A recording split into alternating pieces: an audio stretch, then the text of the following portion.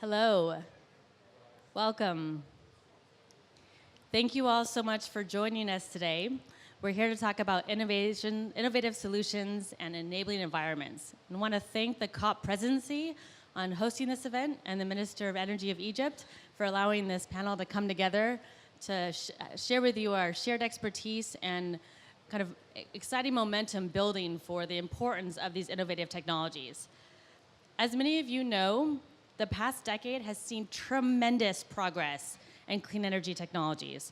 With the diminishing cost of wind and solar electricity, it's constantly exceeding predictions. And what's really thrilling is to see every year there's new advancements made.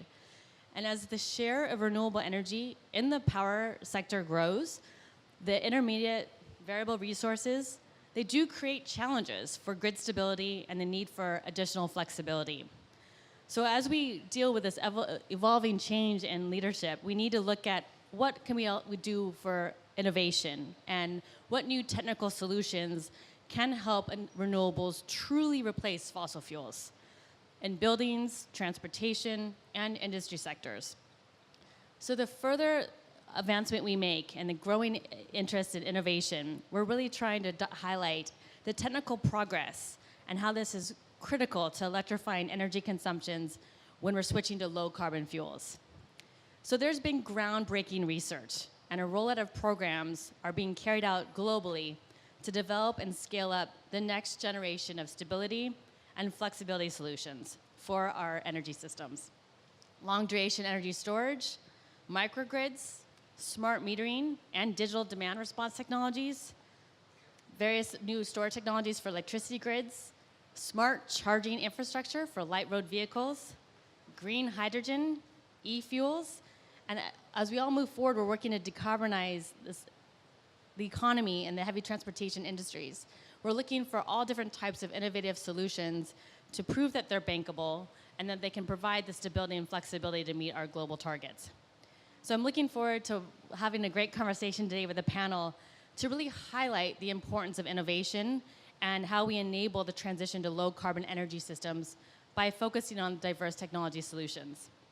So we'll look at discussing the latest developments in the transition and what enablers are required for these types of solutions. I'm thrilled to announce today our diverse panel and really happy to have Khalid from Desert Technologies Investments, Phil from IBM, and we've had Heike, but we're happy to have Nigel here from EBRD.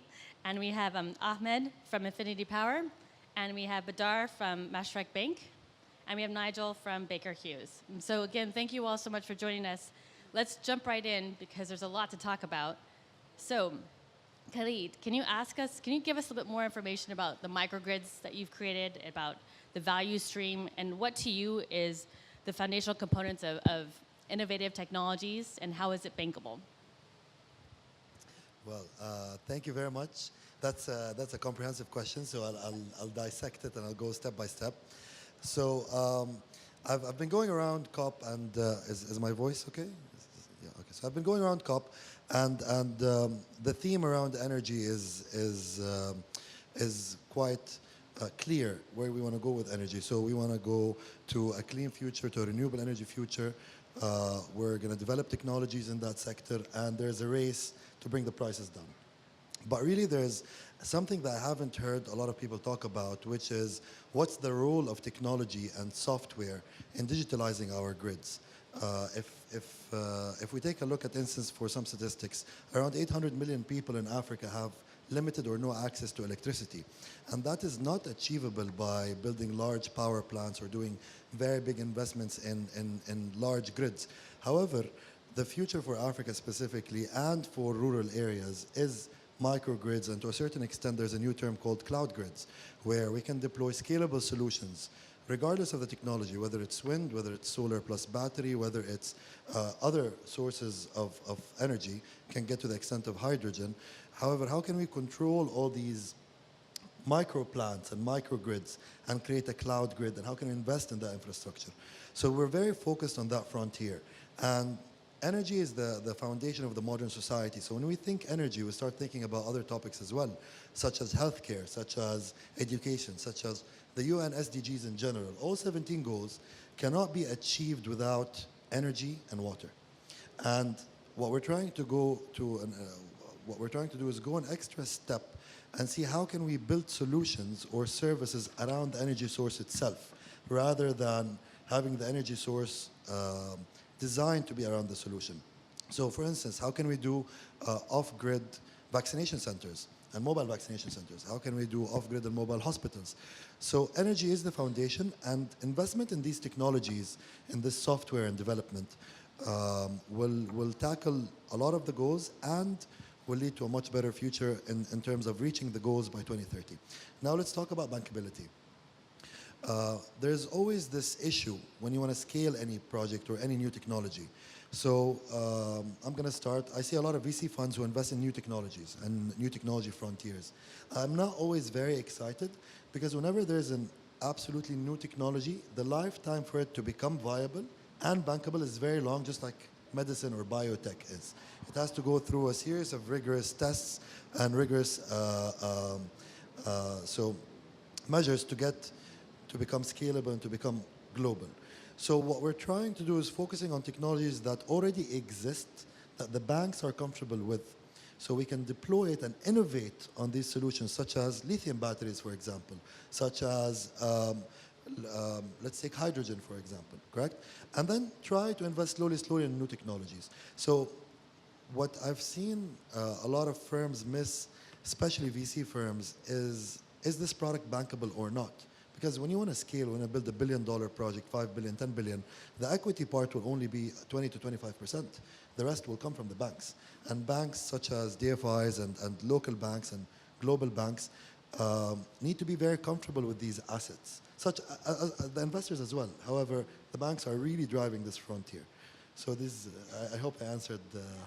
Well, I think your point of connecting the dots with how important energy is a foundational component to the transition, and that there are many steps to scale along the way, and you have to demonstrate the bankability to make sure you can scale. And so I think you've woven together the different types of technologies that really bring us to the next level of innovation, but also implementation.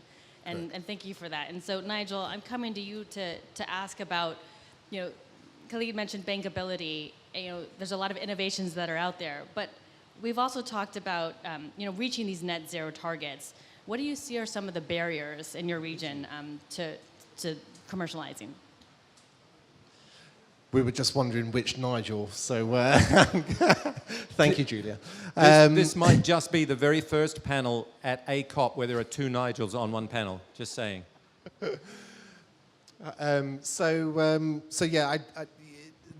The projects in different regions, I'd say largest barrier to deployment, of course, from a incentive policy standpoint and choosing the technologies, is around the energy trilemma of balancing the security, affordability, and sustainability aspects of any technology, whether that is the emissions from implementation of the technology and energy source, or of course the materials that go into that solution. The second key aspect, I'd say, is the scale. To your point, I'd say most definitely the scale of these new energy technologies. They starting off in kilowatt hours, and of course we ultimately need hundreds of gigawatts, terawatts. And so it is about balancing, really, of course, those commercial offers that can be deployable today, bankable, with guarantees from equipment providers. Then with, of course, some of the technologies are actually relatively easy to scale that are coming through. So I work in, as well as being the board member for the Long Duration Energy Storage Council, and we'll talk about that as a technology class. But I work in Baker Hughes New Frontiers, and we're within an energy technology company. We're finding those future new frontiers in technologies, building a portfolio based upon our engineering skill sets and ability to bring those to the global stage quickly. That's our selection criteria. So yeah, definitely there's opportunities out there in order to balance that time aspect and the issue of scale. But ultimately, we need to focus and balance the energy trilemma. And I'm so excited to talk about this panel today and this topic that's so important that I forgot to say hello. I'm Julia Sauter, the Executive Director of the Long Duration Energy Storage Council. As you can see, we're all very motivated about making a difference and really moving this forward to really demonstrate the value add of these innovative technologies. And Ahmed, you have a very impressive portfolio here in Egypt about really bringing in solar and wind and projects that have built on innovation and solutions, but also really, can you share with us some of the insights to how you define innovation and also what has been your success of really bringing on renewable energy to the grid today? Thank you, Julia, and it's an honor to be here today. With regards to innovation, when I was first invited to this, I thought it would be a technology-focused discussion. However, innovation isn't just about new technologies, it's about applying solutions perhaps that are pre-existing into new environments, new circumstances. If I just talk about technology as an implementer, Infinity Power takes proven technology. Proven technology is a technology that has been demonstrated to be bankable. So we look at our financiers' approval for the new technology, whether it's bifacial photovoltaic cells, whether it's new wind turbines or new electrolyzers for green hydrogen. We look first that we are able to raise the necessary capital to finance these new technologies, but also applying them. For example, Infinity Power is going to be signing today the framework agreement with the Suez Canal Economic Zone for 4 gigawatts of green hydrogen along with our partners. We have to look at what type of electrolyzers are acceptable, what technology is the most efficient. And new technology is advancing. So to cross that boundary, that barrier between a new technology to implementation, you have to have pilot projects. You need to prove that these pilot projects are economically viable, they are able to operate under the new environment that you're applying them to. So we are going to start the green hydrogen projects with 2 pilots, one pilot scheme for green hydrogen, the other one for ammonia. Once that's proven, then we go to the next stage to scale up from hundreds of megawatts all the way to gigawatts. In addition, Infinity Power is also in Egypt applying for 10,000 megawatts of wind, onshore wind, and for that we will be looking at using technology that adapts to the circumstances of the desert, where you've got a harsh climate, an environment that may be difficult to operate in. So, for example, we look at the offshore wind farms that have sealants on the nacelles and the rotors that stops the sand and micro abrasion that results from sandstorms.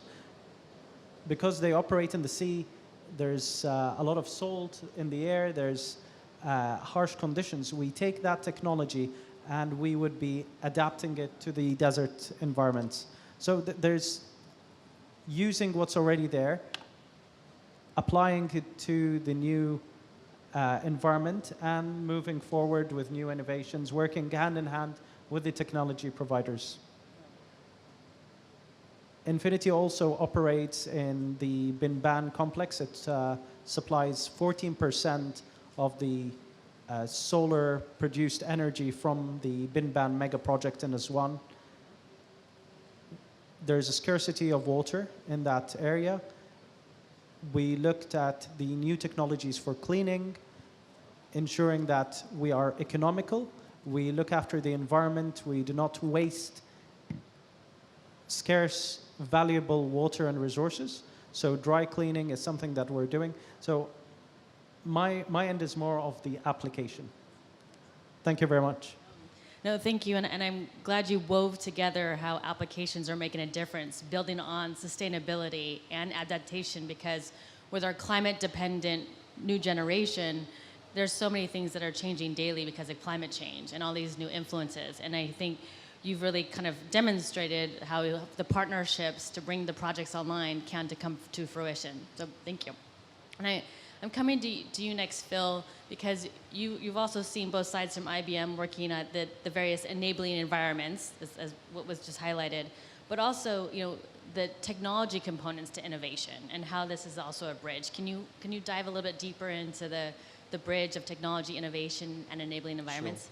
Yeah, well, I mean, first of all, just say thank you to the COP Presidency for inviting us to allow us to focus on the role of technology in the energy transition. I know digitalization is a huge theme for the Egyptian government. And when I talk about technology, I mean digital technology. And somebody has already said the word cloud here first. But it's those groups of technologies, cloud, AI, machine learning, IoT, and so on. They exist already because we're well into the phase of digitalization and digital transformation.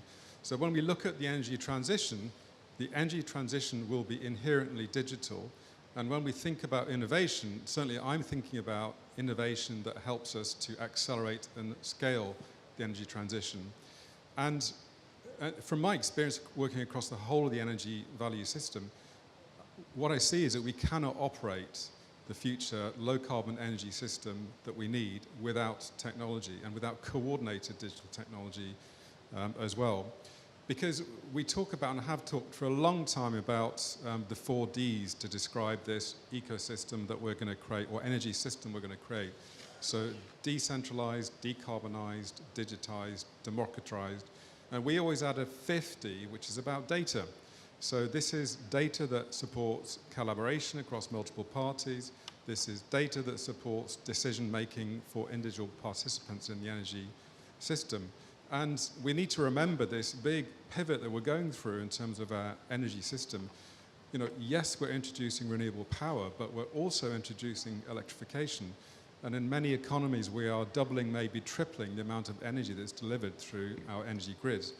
We're introducing new fuels as well. We shouldn't forget hydrogen in the context of this. This is a whole system with sector coupling that we need to think about, as well as introducing energy efficiencies. So there are multiple dimensions to the pivot that we're making.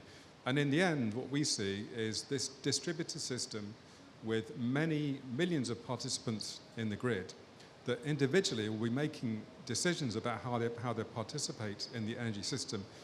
Do I consume? Do I supply? Do I store? Do I export? Do I maybe arbitrage across to hydrogen? And you need technology to support those sorts of things.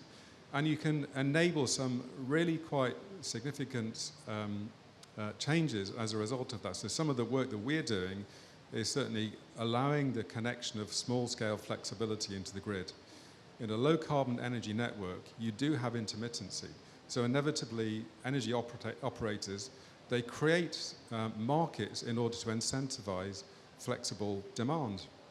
So instead of firing up, let's say, gas-fired generation to do this, instead of building more wires and infrastructure, why don't we connect, for example, buildings or supermarkets or warehouses to our energy system and allow them to participate in the energy system to make money from those markets to effectively share value and democratize the whole energy system.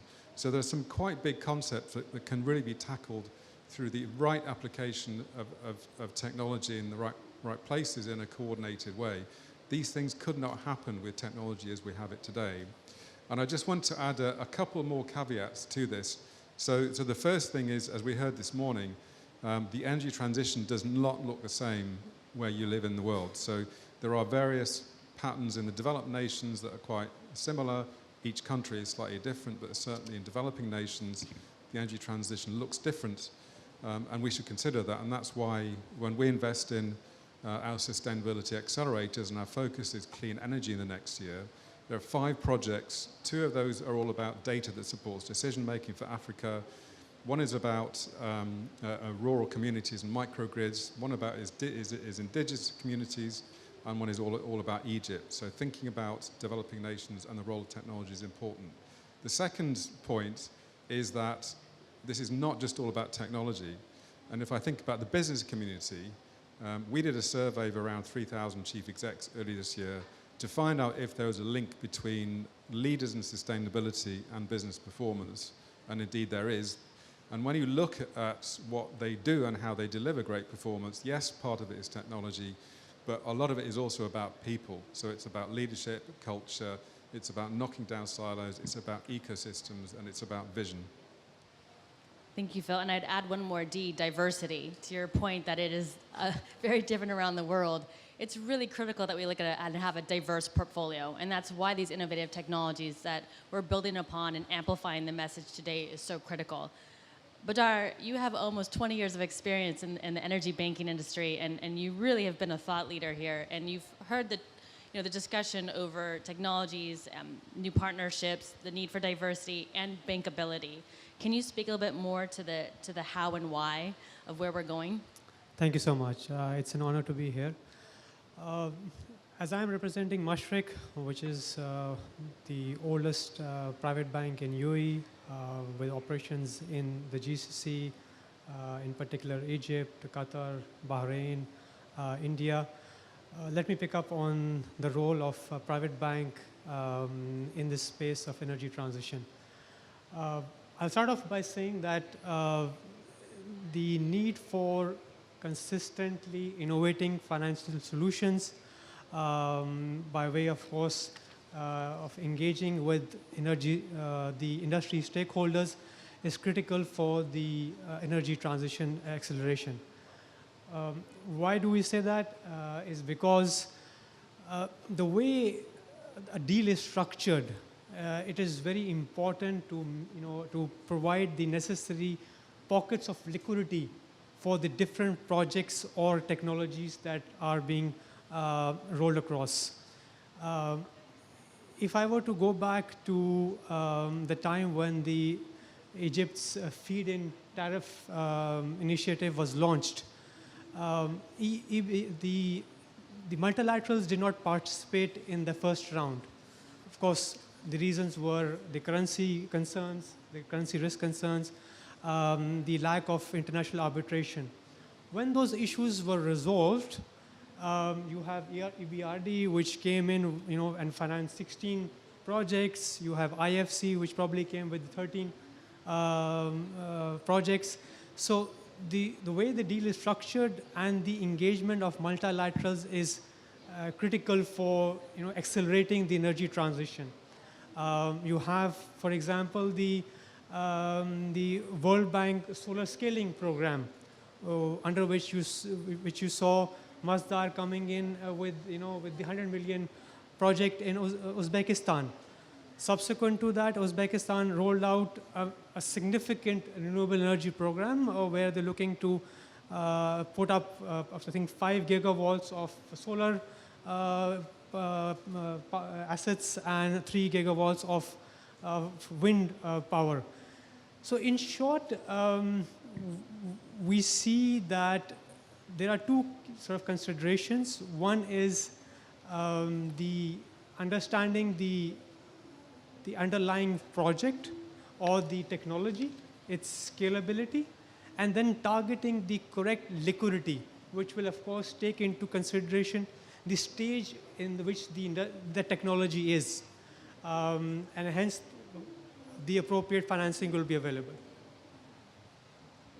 Thank you, and I think you're highlighting that all these different pieces need to be collaborative. We need to check these boxes to make it real. But what's thrilling is to see so many countries around the world building on bankability, having the financing, making these projects come to life, and providing the benefits for the local economies. As we continue to move into electrifying everything and moving into a green energy transition, I'd like to move over to Nigel and ask you a little bit more about, you've been working in private investment, and what are some of the challenges and changes you've seen to make sure that we continue to push forward decarbonizing? Yeah, thank you, Julia. So I think the first thing I want to say is about focus. And I just want to come back to Phil's point about this is the technological solution can often cloud our thinking about the broader system, including people. And the one area that I think it continues to be overlooked is the energy efficiency and demand side. And so this is something that we've been working on at the European Bank for Reconstruction and Development for a long time, is investment in demand side. It's still the most cost-effective climate solution we have available. It's the first fuel. So that's the first thing. Second thing is, in terms of delivery of digital technical solutions to low carbon transition, we need both leadership and, I would use the word simplicity, and I'll explain what I mean. First of all, in terms of leadership, we need leadership from the public sector, and this goes from the international, national, and local scale. At the national scale, we know that NDC ambition is not sufficient, and while some people might see the NDCs as being rather theoretical, they drive business. They give direction to business. We, as a financial institution, will not invest in anything that's not consistent with a country's NDC. So if it's not in an NDC, we're not going to go near it. So that's the first thing. We need to have this strong, loud, legal, and long-term, as we call it, leadership, policy leadership at the NDC level. At the local level, we need infrastructure providers to also set out their plans, to make clear what investment needs they have. Because again, we could do something as a financial institution in an ad hoc manner, but we know that our capital is limited, and it's much more effective if the local government has done the systematic thinking around where the priorities are for low carbon transition in the infrastructure space. So that's the leadership thing, both at the high level and local level in the public space. We also need leadership in the private space, and we need companies like Infinity, like IBM, to essentially take some of the risk and get out there and start putting their money where their mouth is and coming to us with bankable projects in an area where it is slightly risky. We've worked very closely with Infinity, and it's delivering dividends, literally. And that's because there is a company there willing to take a step in that leadership space. And we can't do, as a financial institution, we can't do that without private sector leaders. And the final point I'll make is about simplicity. If we're going to scale up our finance, the way that we do that is not talking to our clients about technical battery technology that they don't understand. Essentially what we do now is we go to them with a set of technologies that we've already done our technical due diligence. We have a thing called a green technology selector, 35,000 products on this, and we tell them, if you want to invest in a heat provision solution or a renewables solution, this technology selector has all the technologies that we already can guarantee you will deliver. They're from credible sources, and we'll guarantee the finance will flow if you choose those technologies. So it makes it super simple. Thank you. Thank you all for sharing your leadership and demonstrating that we can make this happen. At COP27, we're all about implementation, and there's been many pledges that have been made for funding and technology transfer, but also many MOUs signed to really start putting words into action. And so I'd like to ask each of you, what's the missing piece that you think in our global economy still needs to help expedite clean energy projects? Nigel?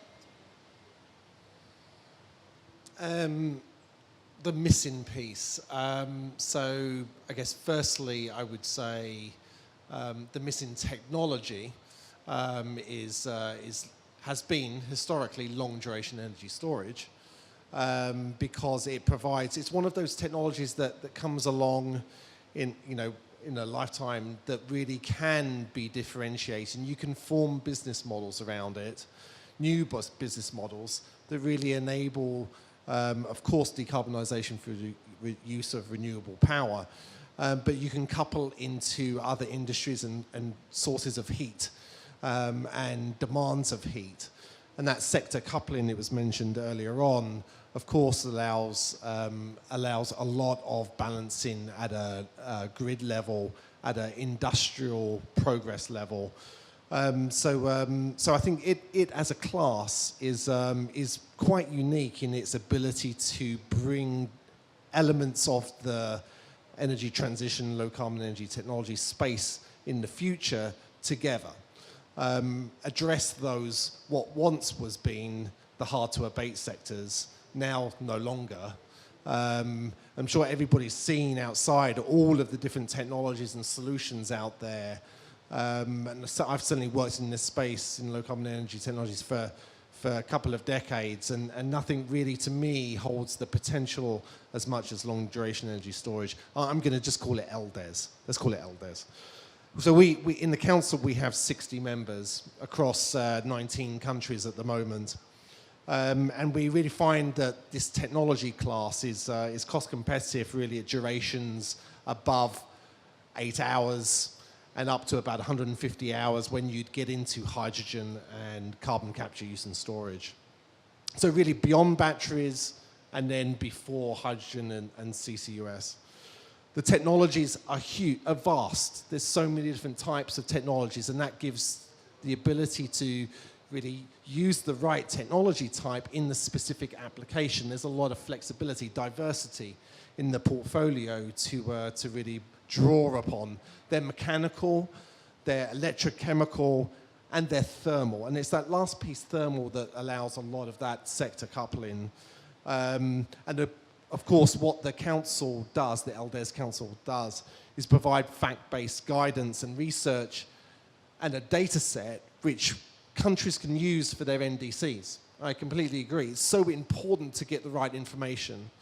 And for us, as an energy technology company, we were very surprised when after we joined the LDES Council, our understanding of this space and the importance and the role and the value of LDES really went up by several orders of magnitude.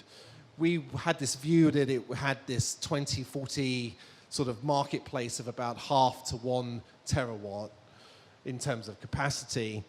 We implemented our first report at COP26, and that was focused on LDES in power. And that assessed that we had actually, with all of our technology providers that are associated with the council, we were able to really understand that it really went up from that 0.5 to 1 to 1.5 to 2.5 terawatt hours of LDES that can be commercially deployable out to 2040. Really underpinning, of course, renewables in the power system. Then at this COP, we brought our report on LDES in heat, net zero heat, and that further elevated this technology class with another 1 to 5 terawatt of capacity, and really underpinning about $540 billion worth of system saving per annum when it's implemented. So if there was ever a technology really which was the final new energy frontier, I truly believe it's long duration energy storage. So if we look at from how to sort of roll out the financing, there are two aspects that I think are very important. One is the consistency and sort of supportive policy framework, which is critical for financial institutions as a bedrock. And the other one is, of course, the bankability of the technology. I would like to give a sort of an example of the Mohammed bin Rashid solar program, which embedded two technologies, the solar technology and the storage CSP technology. The success of that identifies and highlights that there is financing available if the right sort of scalability and the technology is available. And accordingly, Mashreq in the last 2 years has facilitated 13.5 billion in sustainable finance and we are committed to doubling our commitments in sustainable finance to 30 billion, which is a sort of a demonstration of the fact that the industry is acknowledging what is bankable, how to structure a transaction, and then making the financing available. Thank you. Just following on from that, as an African company, Africa focused, I believe that the missing piece for us is in certain countries, regulation, policies, and incentives. With the African continent having more than 60% of its population not having electricity access, it's an obvious point that infrastructure is lacking. And in order to enable that, we need to decouple the tariffs that are related to the generation of renewable energy and the tariff that can be applied for the infrastructure. As an investor, operator, we are more than willing to invest in new infrastructure through the partnership with the ministries of electricities and local governments. We are willing to do that, to bridge that gap, to enable the application of renewable energy solutions to the communities that need it most. So in addition to infrastructure investment, for example, here in Egypt, Infinity, our shareholder of Infinity Power, is the leading company in electrical vehicle charging station deployment. It has the largest number of electrical vehicle charging points in Egypt and Sharm el-Sheikh. It has provided, if my memory serves me right, over 18 charging points for electrical vehicles. How do you couple that with innovation and technology in demand-side management, for example? These electrical vehicles that are yet to come onto the networks on the roads, they can be utilized so that their batteries can be used to, let's say, smooth the demand profile when there's intermittency in renewable energy generation, or if there are times of high demand, low demand. These batteries, through a digital network, coupling that digitization that was mentioned earlier, the digitization of the network, communication, the increase of integration of batteries, whether it's battery storage systems or on the electrical vehicles, you need regulation to enable that.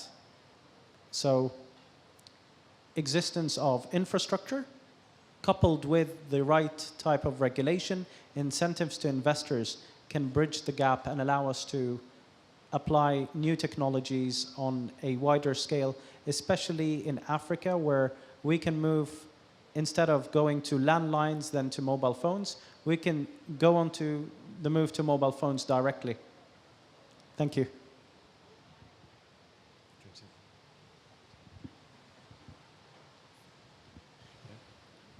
Okay, so I couldn't agree more that, and this comes back to this policy leadership, that the regulatory environment that we work in is inadequate, and governments are always playing catch up because technology is changing so quickly. So I guess that's always going to be the case, but there's certainly plenty of room, particularly here in Africa, for policies that incentivize low carbon transition. And we see it, for example, in incentive structures for renewables, which is why we invest a lot of money, a lot of our technical assistance money into helping countries develop renewable energy auction systems, for example. And we've done it here in Egypt, and we've done it in Jordan, and we've done it in many other countries of operation. I think the other piece that's missing, it's a specific part of the regulatory environment, is the regulations allowing for financial structures joining public and private investors together, kind of famous PPP, public-private partnerships. And in fact, Egypt shows some leadership in this space. We've recently invested in the 6th October dry port facility, which is a PPP. Fantastic solution to a very challenging problem of congestion at the port, the great the port of Great Alexandria and getting logistics getting goods into Egypt. And so this public-private partnership, it's quite a complicated place, but because public capital is not sufficient to deliver this low-carbon transition, we need to be able to incentivize and join with private capital. So this PPP structure, I think, is absolutely critical. Just in terms of the missing piece, man, I think just to add to what's been said before, we need to start focusing on downstream. So if you think about roughly the phases we're going through in the energy transition, there's like a now, next, and net zero. And the now has been all about renewable power, big infrastructure projects. I think we're moving, I mean, there's a lot still to do in terms of where we need to get to by 2030, but that market is understood and moving. We're now, I think, from what I pick up in the last week, is realizing, and we know this, we have to focus on the midstream, which is about delivering energy, whether it's electricity or hydrogen or synthetic fuels. So the midstream that actually makes some of this infrastructure transformation happen. But for me, the real interesting part and the part we really need to think about is downstream. And downstream means small-scale infrastructure. That means all the way down to buildings, communities, and people. That's what we mean when we talk about demand side. And really helping to enable that, because that's the consumption side of the low-carbon energy that you generate. And we're not just converting all of our power to renewables, we are electrifying, we are changing the sources of energy that we provide. We have to think about that transformation that happens in a specific industry or an individual home. And when we look at that space, you have companies trying to make their way in terms of low carbon propositions to customers, and actually the margins are pretty thin there, so that constrains what can be done. And really the holy grail is moving away from a kilowatt hour consumption based mechanism to something that's more like an energy, a low carbon energy as a service, and that's where we really need to move to. But the sorts of constraints that we get there are just the simple cost of doing it, the capital that you need to deploy to do it, the take up from customers and the adoption that's there.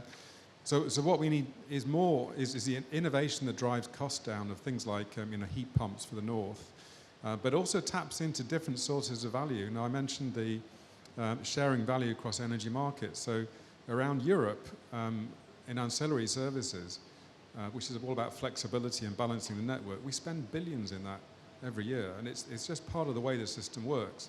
There are inaccessible markets, such as curtailment, where we stop wind farms generating. So what if we can make some of those markets visible and available to those energy participants to participate in this flexible grid, so we deal with demand-side response as well as the consumption, to actually make it active and make some of the business cases for all these things work, and then put it into a proposition that is not complicated and is simple for consumers to adopt, because that's what they're going to want, something that's simple and affordable in the end. All right, I agree with all my fellow panelists here, especially Phil. So I want to start just by echoing what I started with. So what we do is what Desert Technology is, what we do is smart infrastructure. And smart infrastructure for us is renewable power, digital energy, and smart mobility. We tackle it upstream in manufacturing and downstream through investments. I cannot solve all the world problems, but there is a specific challenge that's very dear to my heart, which is what Phil was saying. How can we get to the small communities? And getting there, when I started my career 7 years ago, it was, we did all these studies on African countries, and we were very excited. But then we realized there are so many stakeholders. You want to get to imagine this with me. So imagine a village somewhere in Africa, completely off-grid, that will never get electricity for the next 40 years, okay? Imagine what are the stakeholders of this village. You have the municipality, you have the tribe, you have the community, then you have, on the government side, the ministries, and then if you're going to do a project, you have the DFIs, the banks, the contractors, suppliers.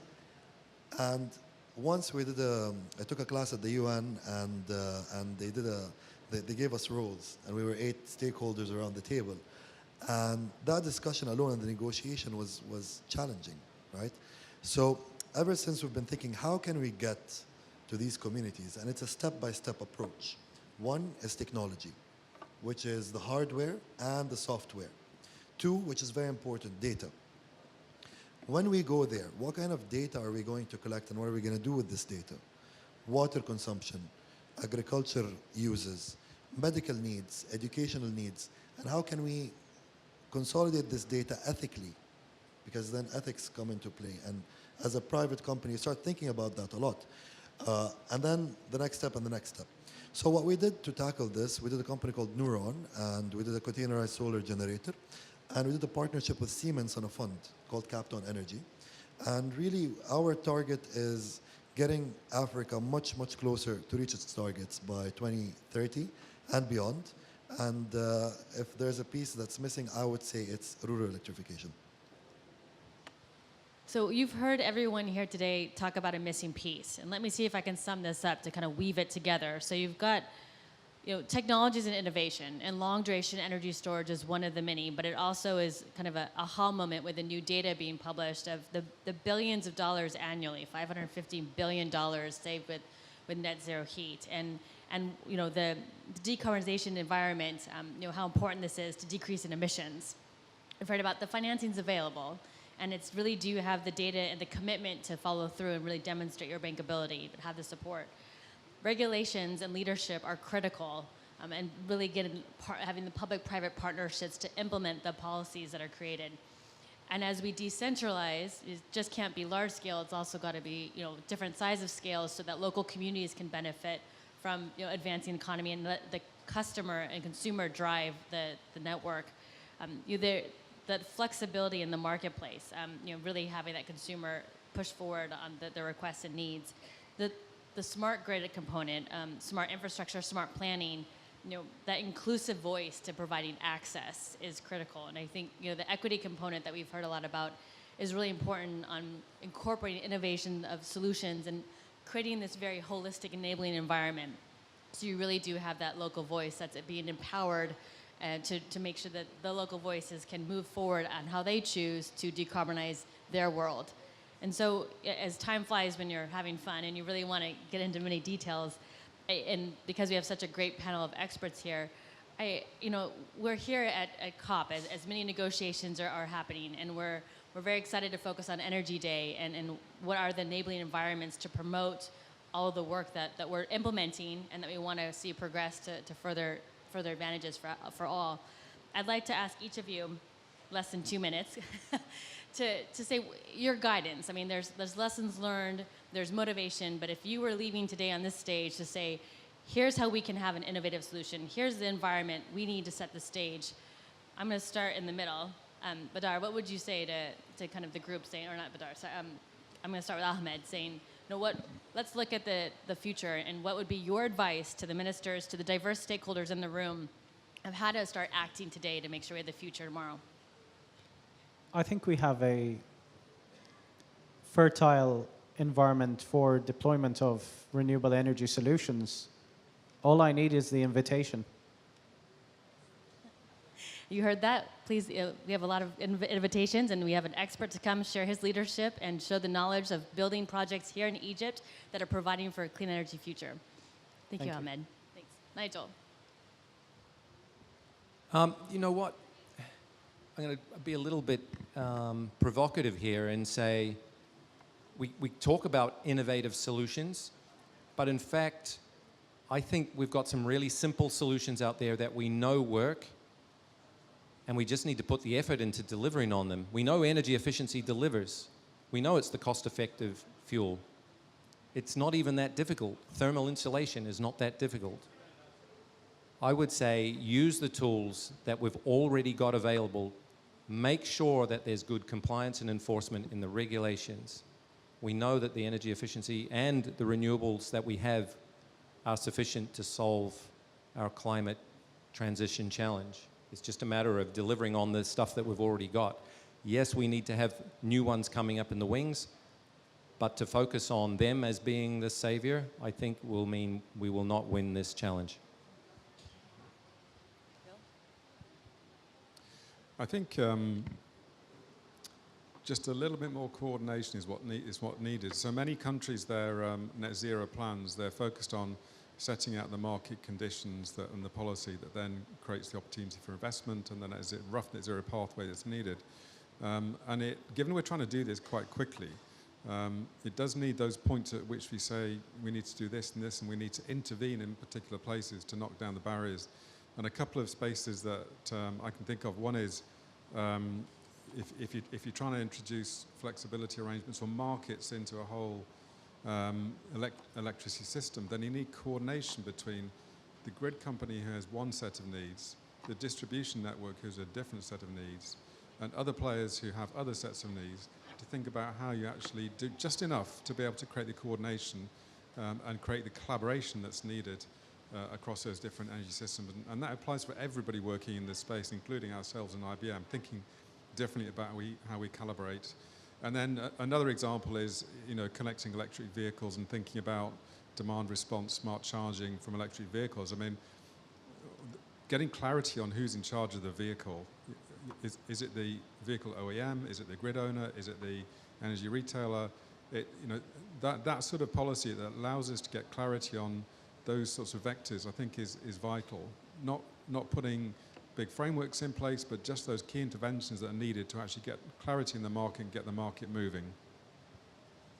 Thanks, Ahmed.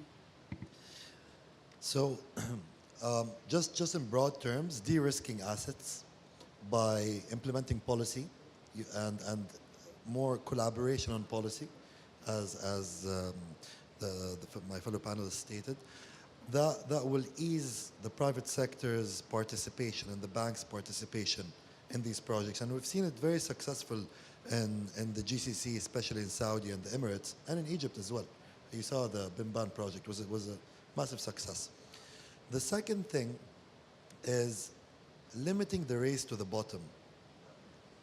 Because maybe if not a lot of people are aware, but a lot of microgrid companies went bankrupt the past couple of years in Africa that were serving the very communities that we're trying to give energy access to. Why did they go bankrupt? Because it is a high-risk business. And supporting these small players and de-risking the underlying assets by policy, again, will accelerate the growth towards, eventually by 2030, I would like to see all 800 million people have electricity. Don't give up. Nigel. Thanks. So I will say, I've learned a lot. I started working in carbon capture, use and storage back in 2004. That's a technology that was commercially available. Yes, there's improvements out into the future that have continued to be, but it also has faced, within the UN process, which is so important to engage with and establish, what a technology class and type, what its role and value is to emissions reductions within the global community. It's so important to do that. And even still after 20 years, there's only 20 countries that have included CCS within their NDCs. And that is, of course, creating a logjam and a block, I would say, and a hurdle certainly to overcome within financing and the support from development banks for those projects that are not just in developing nations, but developed nations, but also in developing nations, emerging economies. And I would say the long-duration energy storage, we don't want to make the same mistake again. So we want to make sure that the UN process, because it's so vital, recognizes the role LDES has in clean energy technology suite, including energy efficiency. But LDES is also commercially available today. There are many projects around the world being implemented. And so therefore also countries, because of this diversity in technology, the ability to couple sectors together, countries really should take a look at it as an opportunity and look at including it within their NDCs for next year. So I am going to sort of echo what my fellow panelists have said. for any project or country to have accessibility to capital, there are a number of key constituents, sort of consistent and supportive policy framework, legal framework, safety and security, infrastructure, and the list goes on. What I'm particularly proud of is that the region continues to commit to the energy transition in the energy trilemma, and which is clearly evident in this COP27, and we expect in the COP28, where new technology is being embraced. We have heard the announcements around hydrogen, the commitment to green hydrogen, and of course, the long duration energy. So we are on the right path, so to speak, and as financial institutions of the region, we are committed to the energy transition. Thank you. Thank you all so much for giving us some actions to move forward on. You've heard, the invitations. There are experts here to share the proof and the data of real projects and real changes, and that you see that there are existing technologies today that we can build on those foundations as we decarbonize. And we need to do this in a coordinated manner to make sure that we are communicating with diverse voices on how to meet net zero plans at local levels, regional levels, country levels. And we need to look at this entire ecosystem, all the different components of industry, transportation, aviation, agriculture, electricity, heat. All of it needs to be taken in consideration as we decarbonize. And as we do that, we can de-risk. We are de-risking, and this transition is possible. And we are demonstrating that we can fail, we can learn from it, and we can continue to produce bankable projects.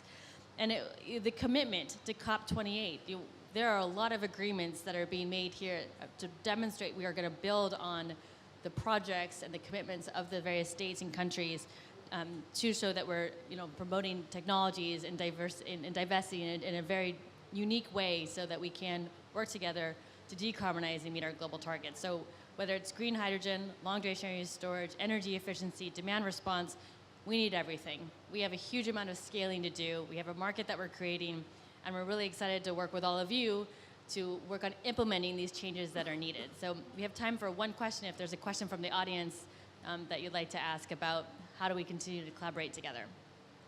Yes.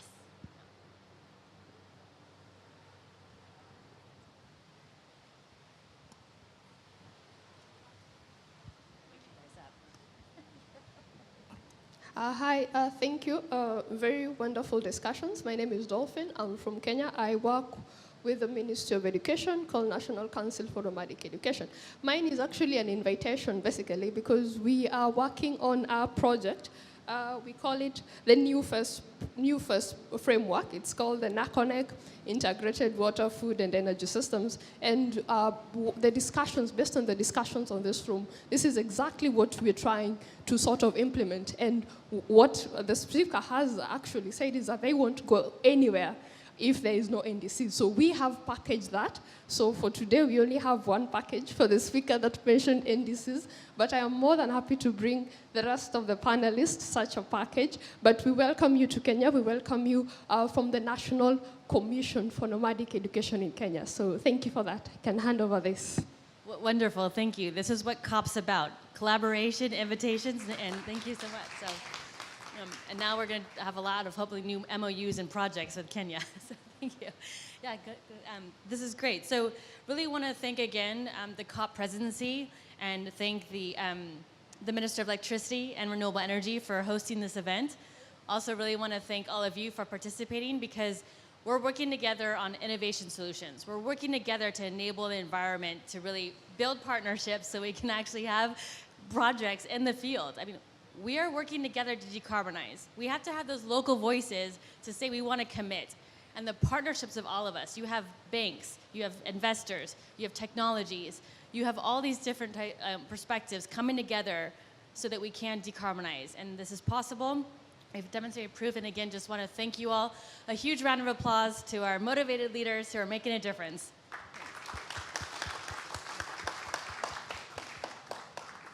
Thank you. Have a great day.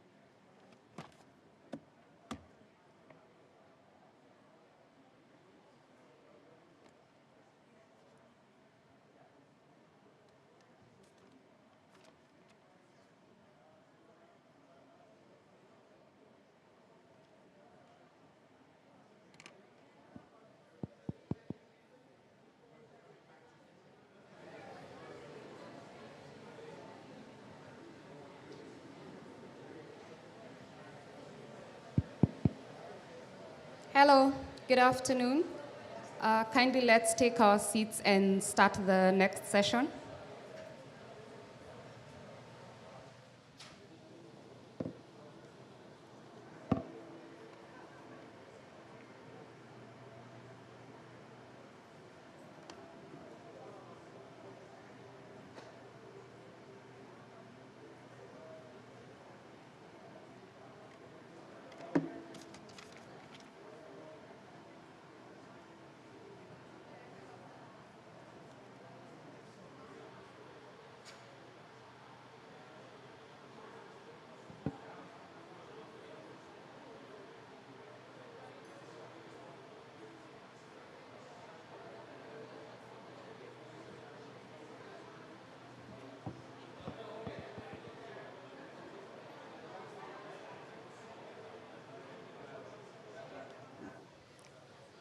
I'll invite all our panelists to join us on stage, and we will start right away. Thank you.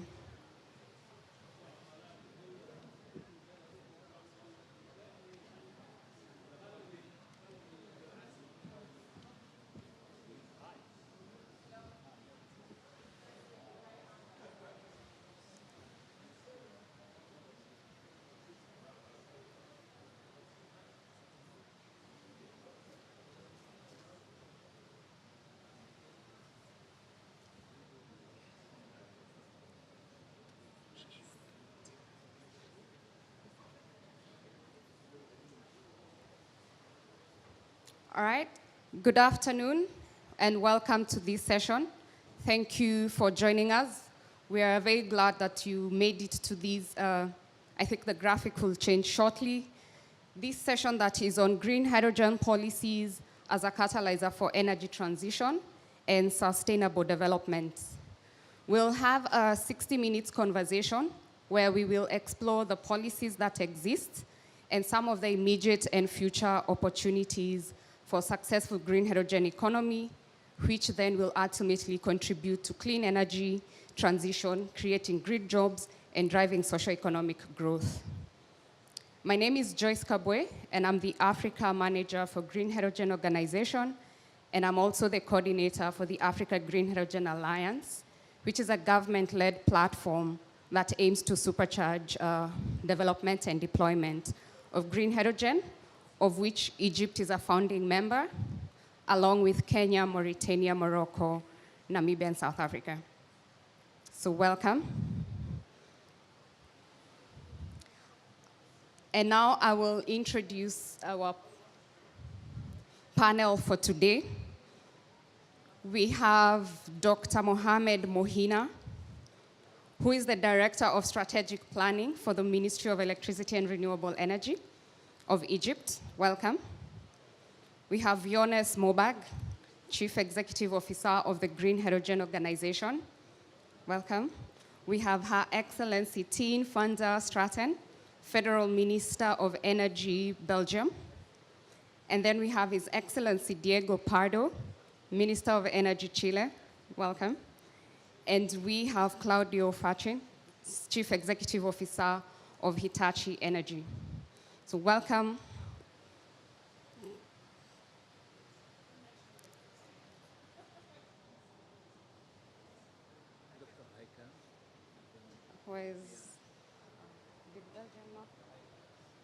Yes, and we have Dr. Haika Hamgat, Managing Director, Southern and Eastern Mediterranean Region, European Bank for Reconstruction and Development.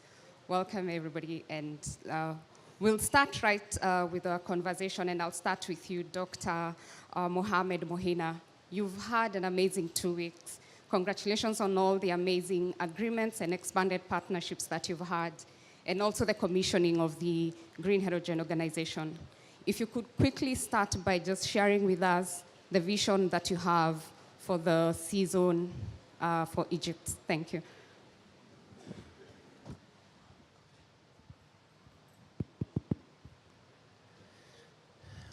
Good afternoon, everybody, distinguished panelists. I have the honor to join this session on behalf of Dr. Mohamed Shakir, the Minister of Electricity and Renewable Energy in Egypt. He would like to participate in this session, but unfortunately, يعني, he has a sudden commitment, so he couldn't join this session.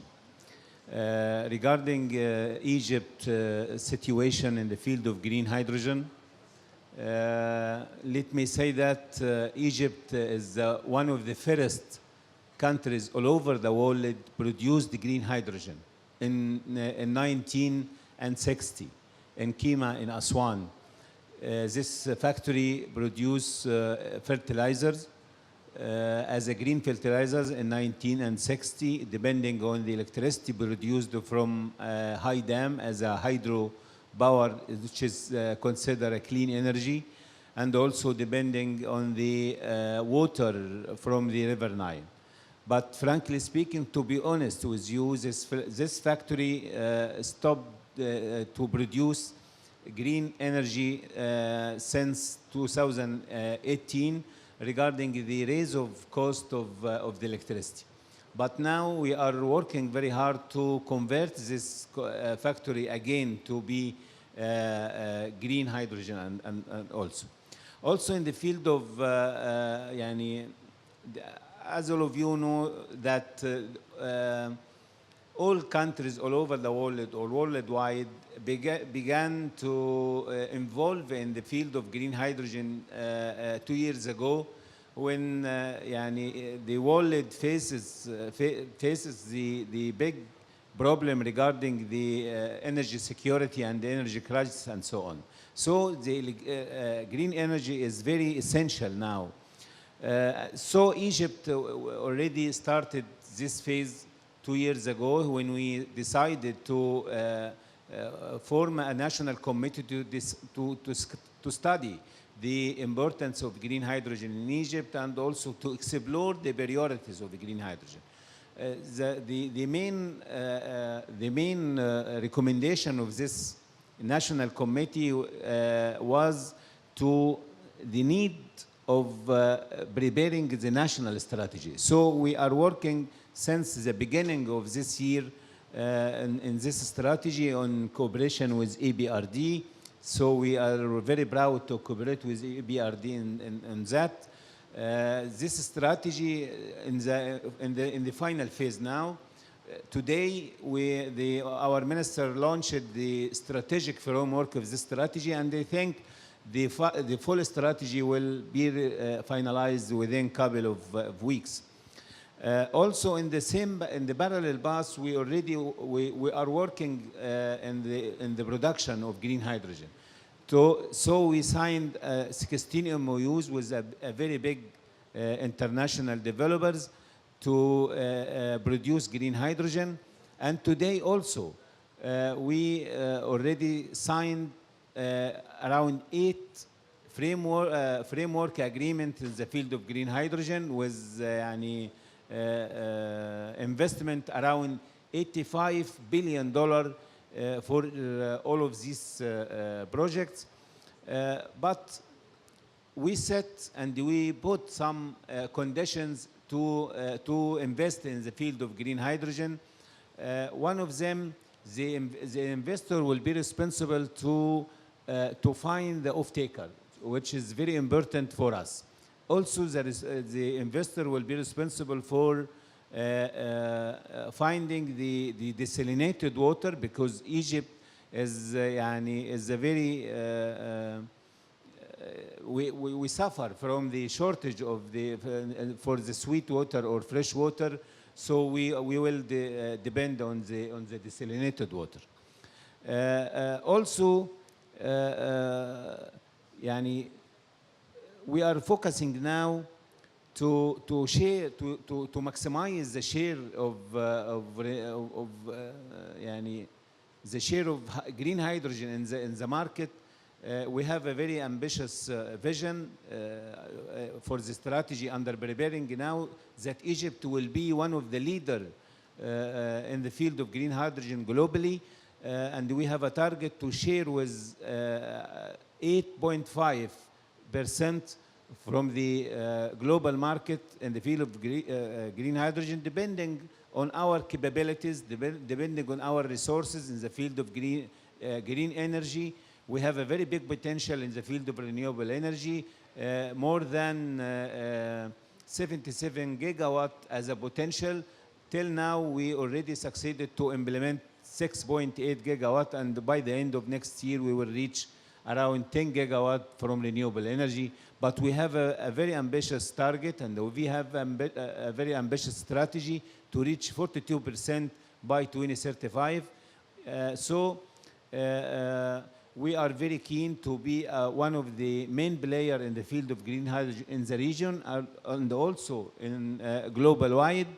I think it will give us many benefits to obtaining the significant proportion of the global market, of the global hydrogen market, and also to maximizing the exports for Egypt and to raise the benefits for GDP in Egypt, and also to maximize the value chain of the green hydrogen in Egypt. So we are contacting many of companies, big companies all over the world, to accommodate and to allocate and to localize the local manufacturing for electrolyzers and for batteries and so on. It will give us opportunity to be a very important player in the field of green hydrogen. We have a strategy, we have resources, we have renewable energy capacities, and we have a target, and we are very keen to continue our work in this regard. Thank you.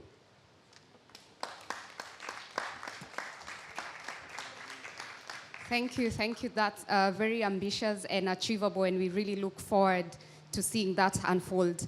Two threads to follow here, and first allow me to welcome and introduce Her Excellency, Tien van der Straten, the Federal Minister of Energy, Belgium.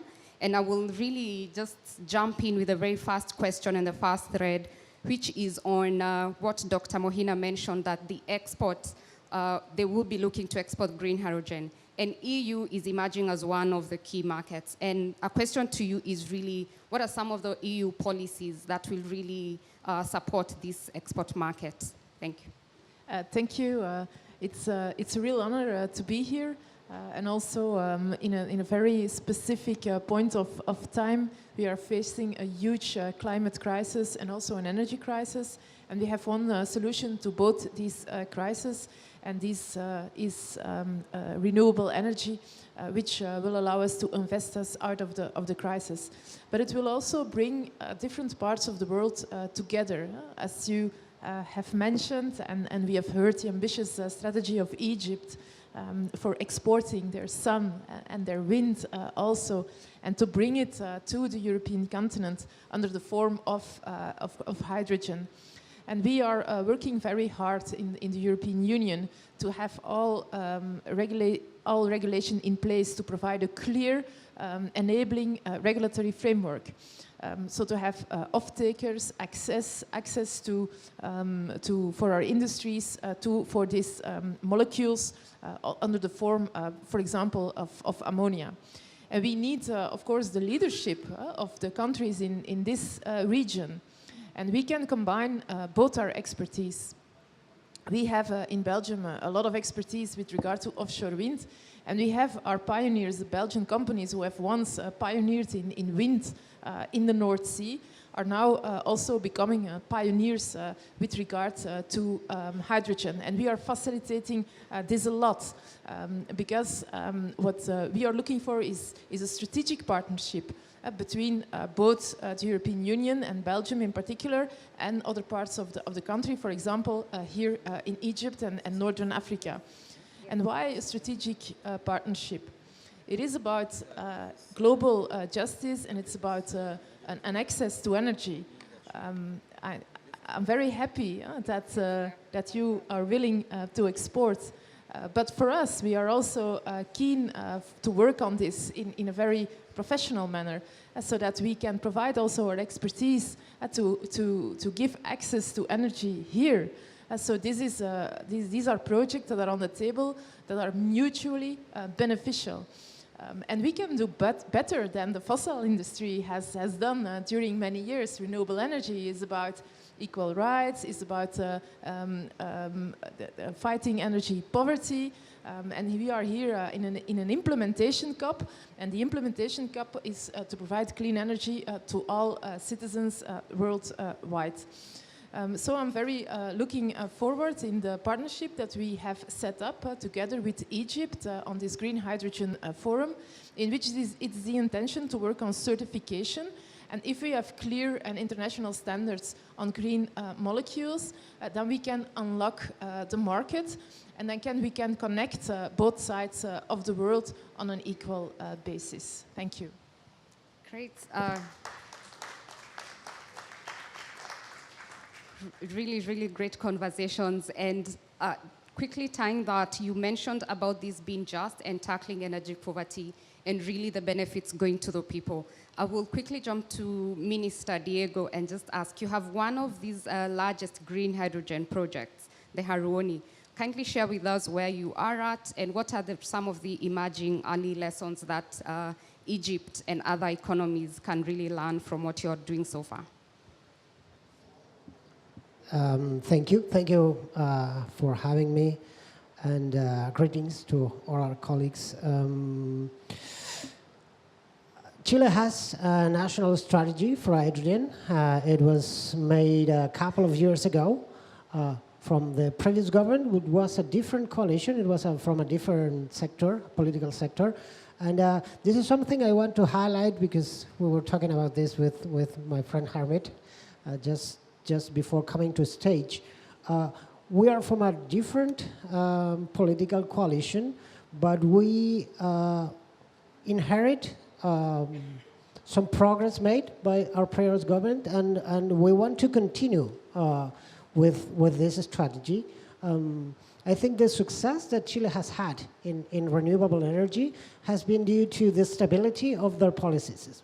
And providing that stability for the policies is very, very important. So we are, during the forthcoming 2023, we are going to be revising this strategy. So for me, it's important to highlight which things are we going to keep and which things we're going to change and why. So we're going to keep our ambitious goals, that's for sure. I mean, and we have this goal of $5 billion of raised capital, 5 gigas of electrolysis, and 2 megatons of GH2 and its derivatives effectively produced by 25. So that's the kind of the wrap up of our strategy, 552 by 25. We will keep that, but we want to complement this national strategy, and that is something that might be insightful for other countries that are pursuing their first national strategy. We want to complement this strategy in 2 ways. For one thing, we need to also focus on other kinds of metric. It's not all about productive outputs. We also have to look at the value chain upstream. And we need to focus, and we want to measure and provide certainty and specific goals of industrial job created. I mean, well-paid industrial jobs. How many well-paid industrial jobs are we going to create in this first wave of industrialization?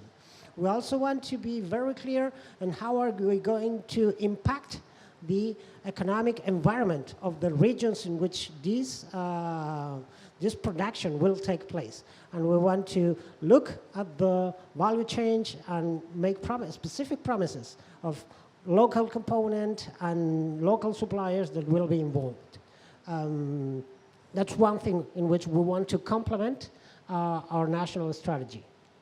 Jobs and involvement of local communities. And the second tier of this adaptation and this way of complement our national strategy is we want to listen to the communities that are going to be involved and listen to them and provide for some room to make their own decisions, particularly in where the big common infrastructures that are going to be involved in this effort will be located, So location of this infrastructure is critical, and we want to hear the people, what they think about this.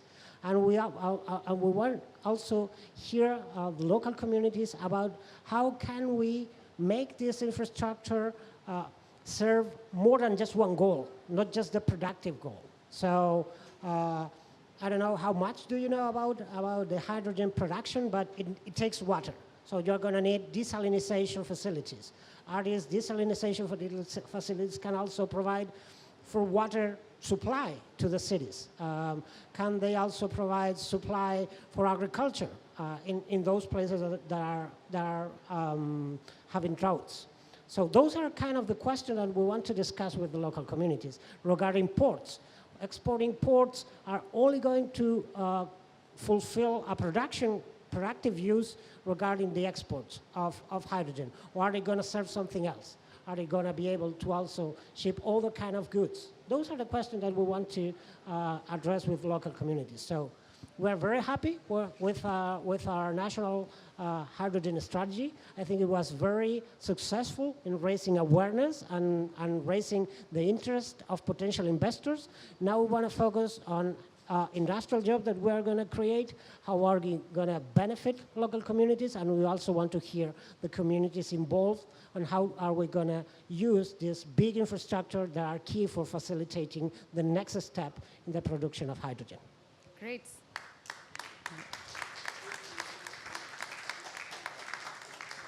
Thank you. I like the idea of keeping the ambitions high. That's really fantastic. And something that's coming up is the investment that will be required for these projects. It's immense. You mentioned $5 billion.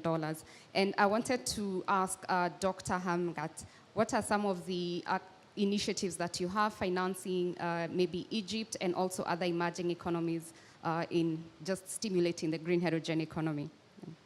Thank you very much. And I'm actually, it's a great learning experience also because this afternoon, as Dr. Mohena has mentioned, we've just launched the Green Hydrogen Strategy Framework for Egypt. And it's good to already get feedback of what are the next phase of countries that have successfully launched and implemented a green hydrogen strategy like Chile.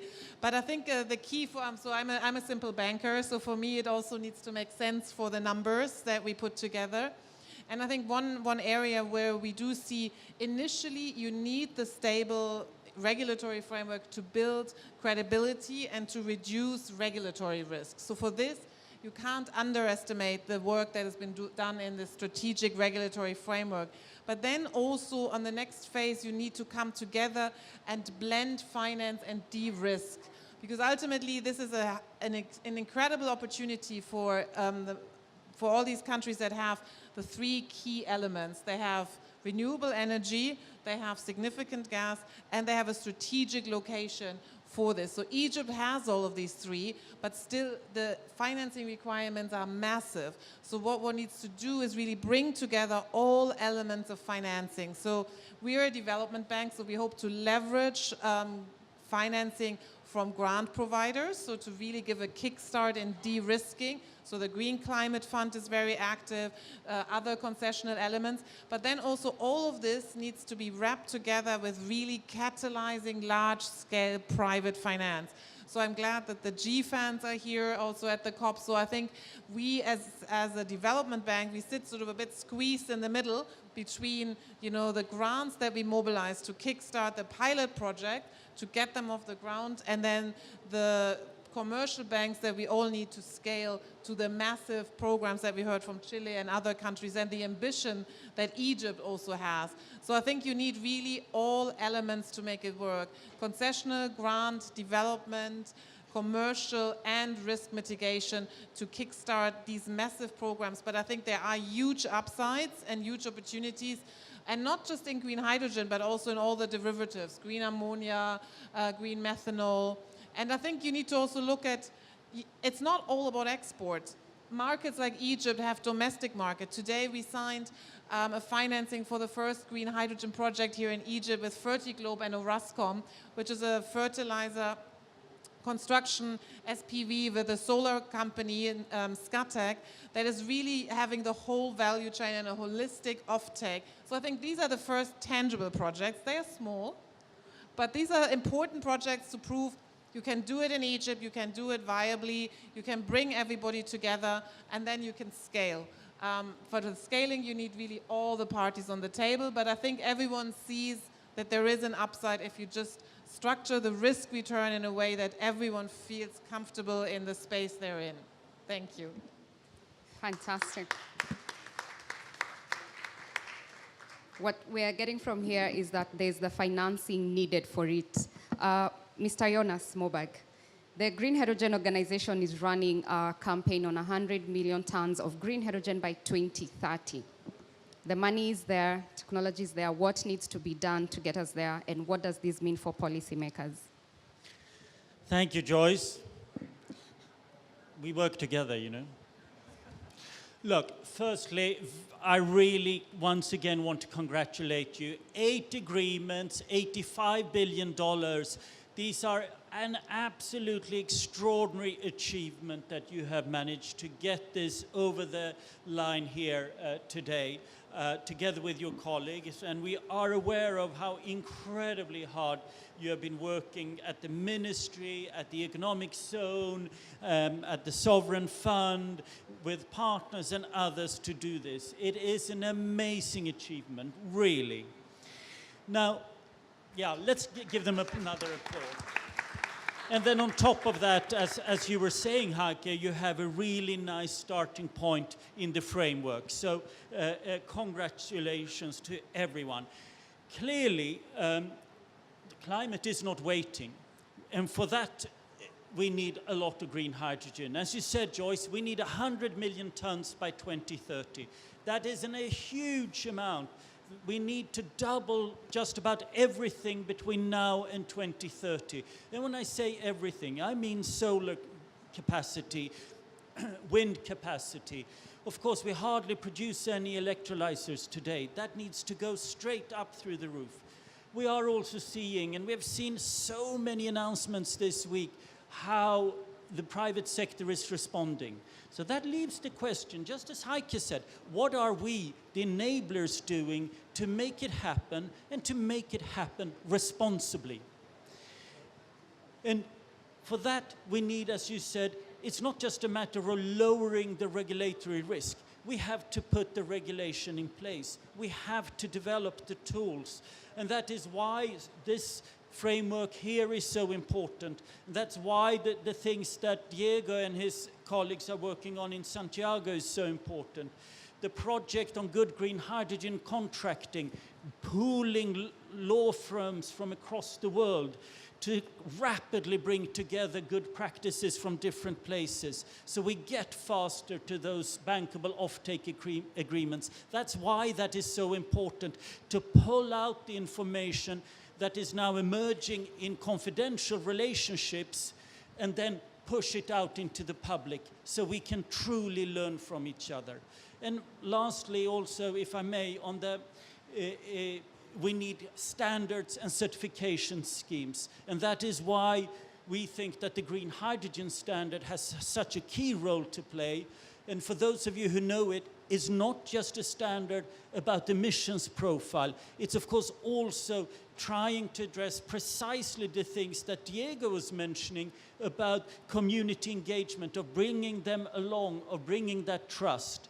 And that is also why we here today are really proud of having been part of a group of Renewable Energy Alliance that today have launched the Planning for Climate Commission, trying to address this absolute urgent need for faster planning processes while at the same time consulting and bringing society along. That, as Secretary General of the UN have said, will be one of the fundamental challenges for our generation. And Joyce, if I may, one last one, to Heike's points. We need to raise so much funding. Most of it will need to be private, but it will need to be, as you say, blended solutions, and in particular, de-risking sovereign risk. And that is why earlier this week the development finance for the green hydrogen economy was launched, which has a contribution from the EBRD, from EIB, from the African Development Bank, which we've been working with and that are here today, and we brought together in the African Green Hydrogen Alliance. Those are the sorts of collaborative solutions we need to really mobilize to make this happen faster.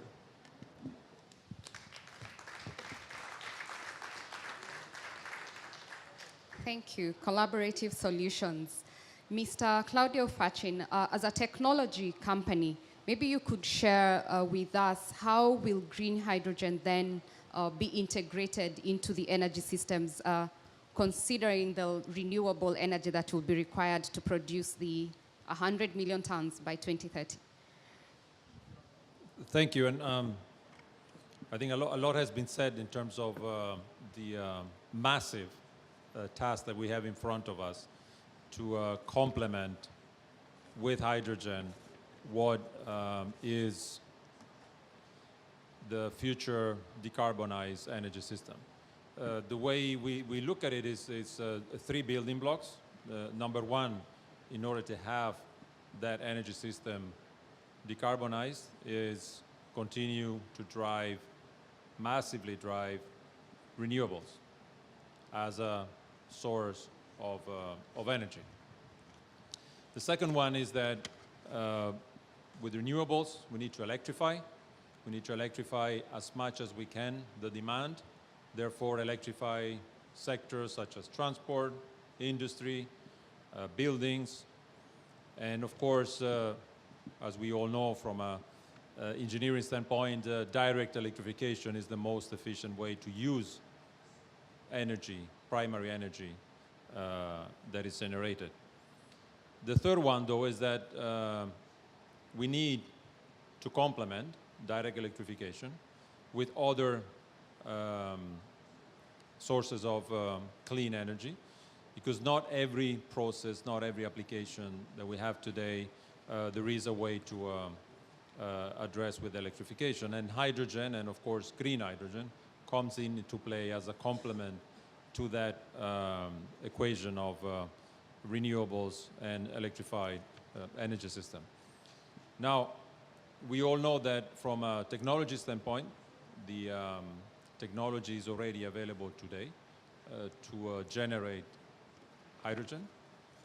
That is not green yet, but there is about today roughly 100 million tons worth of hydrogen produced in different applications. What is important to keep in mind, going back to the massive task in front of us, is that if we want to generate 100 million tons of green hydrogen, then even what is today the total installed capacity for clean hydro worldwide would not be enough for the 100 million tons of green hydrogen. The next part is how do we then, in addition to the financing and so on, find models to scale the deployment of all that technology. And here I think it's important, it was mentioned also before, to keep in mind that particularly on the hydrogen side, and Minister was mentioning this before, there is an opportunity but also a need for us to look at across the sectors. It's not about hydrogen per se, it's about hydrogen combined with other applications, combined with also ways of bringing everyone through that transition, reskilling workforce, making sure that what today is the workforce delivering the fossil energy sources that can be reskilled and migrated to support this transition and this transformation. Technology for what needs to be done, most of it, it's already available today. It's not the roadblock is not on the technology. It's on finding ways that all of us, and I think COP27 is a good forum and also a good starting point. We just heard several billions worth of commitments made. It's moving into acting in a different way, acting across all the sectors, the countries, the stakeholders, bringing in financing, making sure that from a technology standpoint, we show that technology has reached a maturity for financing to be properly evaluated, de-risked, and that the cost of capital is not then too high, particularly for regions that need that opportunity as a growth from an economic engine standpoint. The last point I want to make is that we discussed in several sessions also here as the Energy Day of COP, is that there is a need to all of us invest in building the talent pool, whether it's on electrification, on renewables, and on hydrogen, in order to be able to scale. Because all these tens of hundreds of billions of dollars of investment need then the capacity, the resources, the engineering, the field resources that are needed to then deploy that technology in those projects. Great. Great. And coming back to you, Dr. Mohina, hearing everything, the financing is there, the potential is there, and the technology has matured.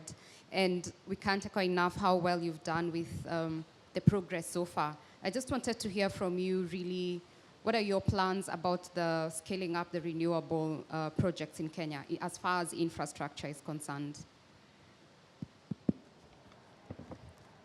If we talk about the raising of the green hydrogen capacity, sure, we will talk about the green hydrogen, the green energy and the renewable energy capacities. Let me say that for energy, the MOUs already signed with developers, we divided the projects into certain phases. The pilot phase reached around 12.5 gigawatt as a renewable energy and 5.6 as electrolyzers, and around 50 gigawatt from the first phase. If we talk about these capacities of green energy or green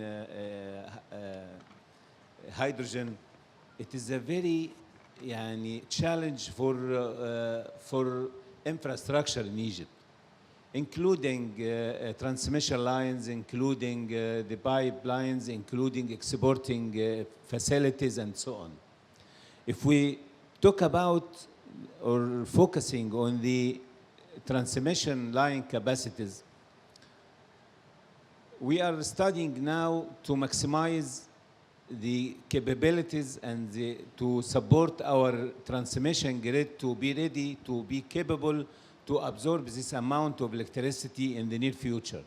We already spent around $7 billion in the last 7 years. But we are working now to spend more and more to enhance our transmission line to be capable for that. But I think, personally, in my opinion, it will be acceptable for the capacities of 12 gigawatt, 10 gigawatt, and so on. But if we talk about 50 gigawatt as a first phase, we need to talk about another solutions. Green Corridor, one of these solutions, as a separate transmission line to be ready to absorb this amount of green renewable energy. And also, if we talk about the Green Corridor may be virtual Green Corridor, may be physical Green Corridor. If we talk about virtual Green Corridor, it is a new technology now under studying now with many of researchers and many of international institutions to see how we can deploy this technology to be visible, to be deployed in many countries. And also in the parallel phase for green corridor, as a physical green corridor, it needs a huge amount of investment to establish a very strong transmission lines and the transmission grid to be capable for that. Also, now we are studying to explore new areas to accommodate and to establish this amount and these capacities of green energy and renewable energy. So now we are studying some satellite information. This information tells us that we have a very big potential in the field of wind. For example, we have around 300 gigawatt from wind energy and 600 gigawatt from solar energy. But frankly speaking, it is just information depending on the satellite information. But if we need to validate this information, we need to deal with some international expertise to validate this information. But if we talk about 1.14 or 1.3 of this amount of potential, still we have a very big potential. So we are working now to upgrade our transmission grid and also to explore new areas to accommodate this amount of green energy and the green hydrogen. And also we are working to enhance and to support our ports in Ain al-Sokhna, in Alexandria, and so on, to be ready to export green hydrogen to the international market.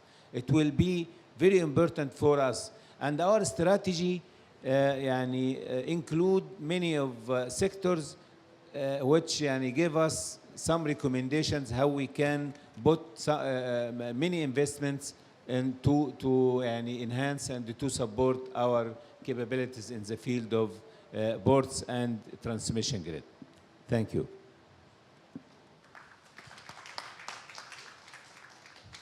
Yes, if I would go, you talked about getting the ports ready for the exports. I wanted to ask Minister Stratton, and in terms of offtake for the green hydrogen that will be produced, how are the policies in the EU unlocking this market? How far have you gone, and what can emerging economies accept moving forward?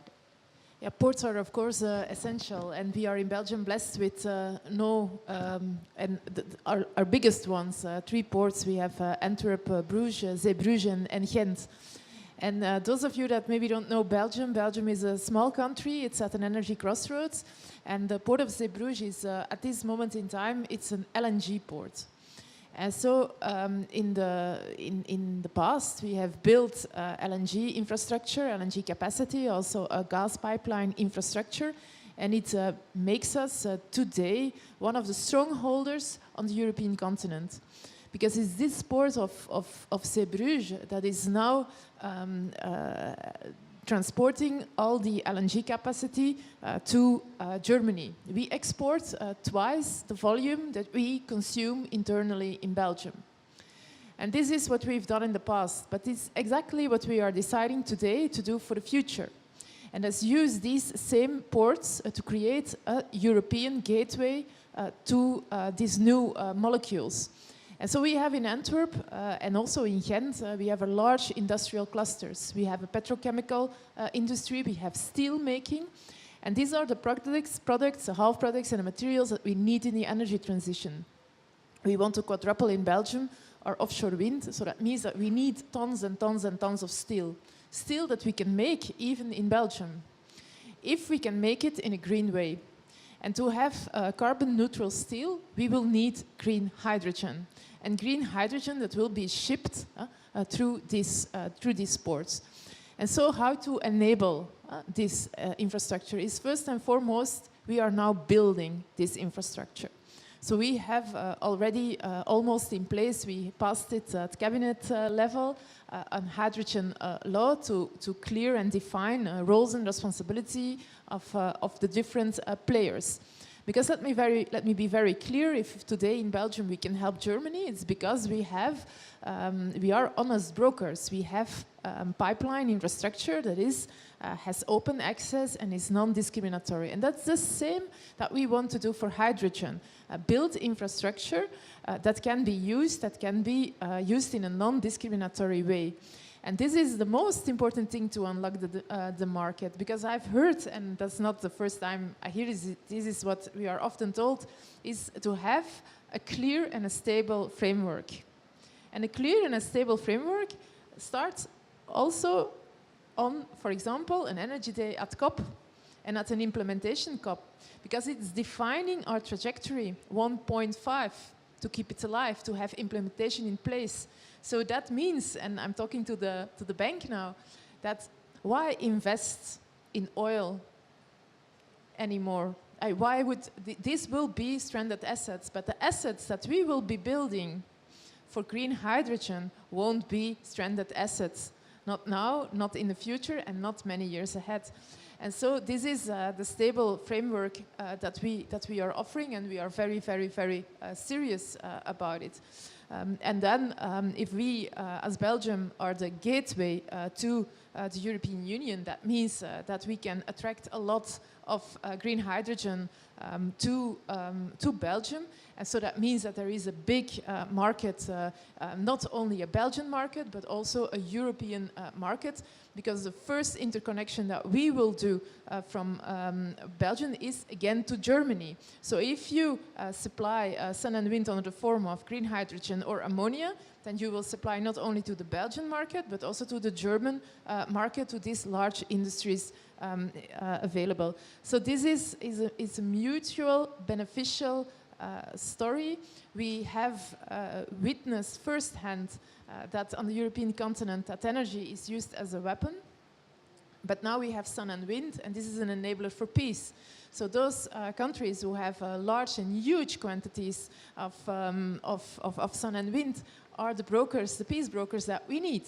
And Egypt, where we are here now today, is one of the examples, and you are not the only ones. We have in Belgium also cooperations with Oman, for example, also with Namibia. So we are really in the forefront of this collaboration to provide clean energy access to all. Great. Dr. Hamgat, would you like to respond or react to that? Thank you. Yes, no, especially since the minister has addressed us banks. And I think, I can reassure you, at least at the EBRD, everything we'll do is fully Paris aligned as of beginning of next year. And actually, already now, we are looking at every single investment with the view, is there any stranded asset? Is there anything that is preventing us to a cleaner, greener future? So I think we are fully aligned also in our investment strategy with what you just described as Belgium's policy agenda going forward to having more green hydrogen access for the whole European market. But I think one element maybe that I want to mention, there's also investment needs in retrofitting. There's also investment needs in changing the existing infrastructure so that it's able to actually transport green hydrogen, so actually using some of the existing infrastructure and making sure it's able to be used for green hydrogen. That includes ports. We discussed ports. I think Egypt has huge ambitions also in upgrading some of the port infrastructure, but also around the Mediterranean. I think that's the next challenge, is really making the port and transport infrastructure future-proof indeed to transport green molecules, if it's in the form of green hydrogen, green ammonia, but also, of course, the direct electricity connectivity. So I just wanted to reassure the minister that this is indeed fully aligned with our financing, but I think we also need to look at how can we help countries where they are at the moment and to help them how to get to the next level. I think Egypt, of course, is leapfrogging a number of these developments because it's already investing in green hydrogen. It has these enormous resources of wind and solar.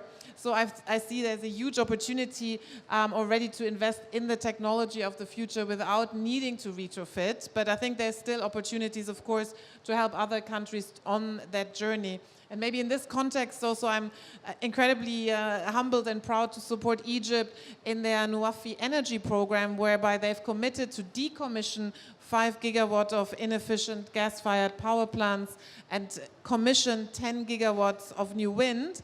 And then we spoke about the transmission in between, and then I think this has been a real success story in mobilizing the international community to come together with grants and concession of finance to help the just transition, to help the workers, as the Minister of Chile was just mentioning, but also to help investments in the grid. So I think this is an excellent example of a country-led transitioning program out of inefficient gas, using renewables, but also asking all of us as the international community to help them in the sort of journey in between to make the grid available for more intermittent renewables and help the workers transition to new jobs in the green economy. So just another congratulation also to Egypt for being able to launch this ambitious Nuafi energy strategy just at this COP to really showcasing how a transition out of carbon into more green energy transmission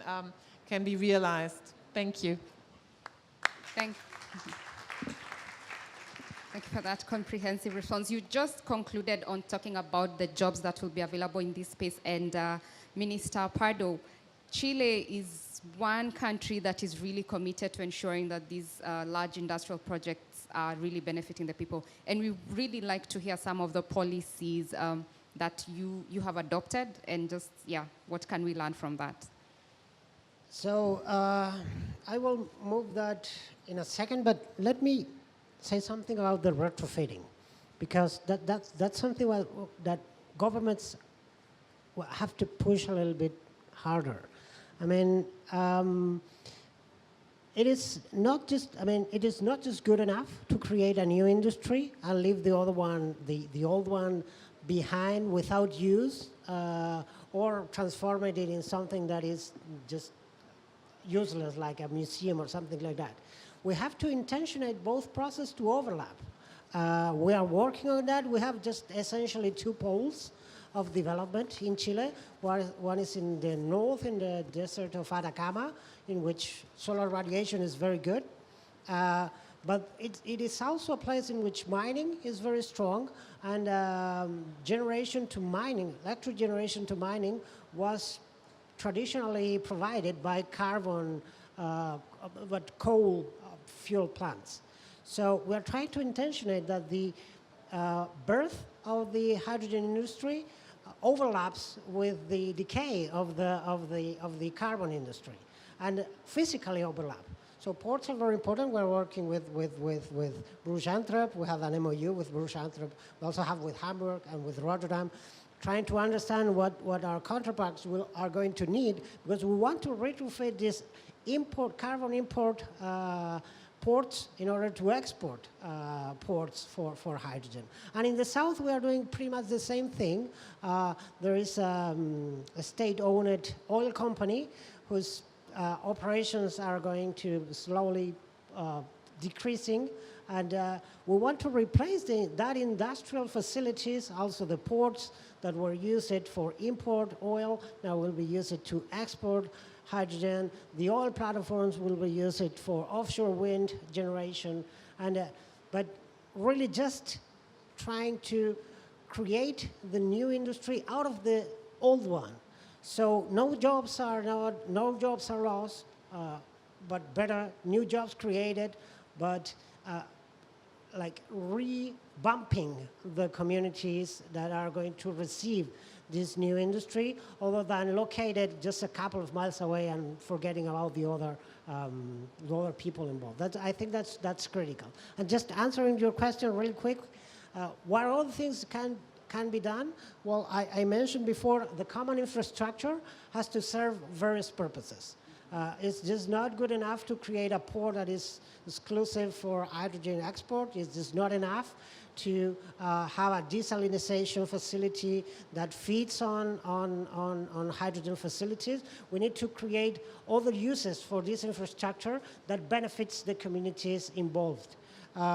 We also have to focus on industrial jobs. We also have to focus on how to create local components that bring vitality to the local economies that are going to be affected.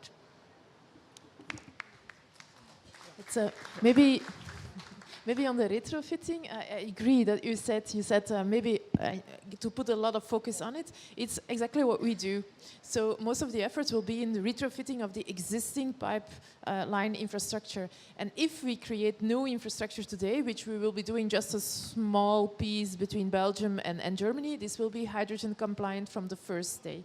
But totally agree on the retrofits. Fantastic. I feel like we are almost running out of time, but I do have one question that I would just ask maybe Jonas to just respond on cooperation and how it's all systems go, which we have all agreed the technology is there, the money is there, the markets will open up. How are we going to work together to get there?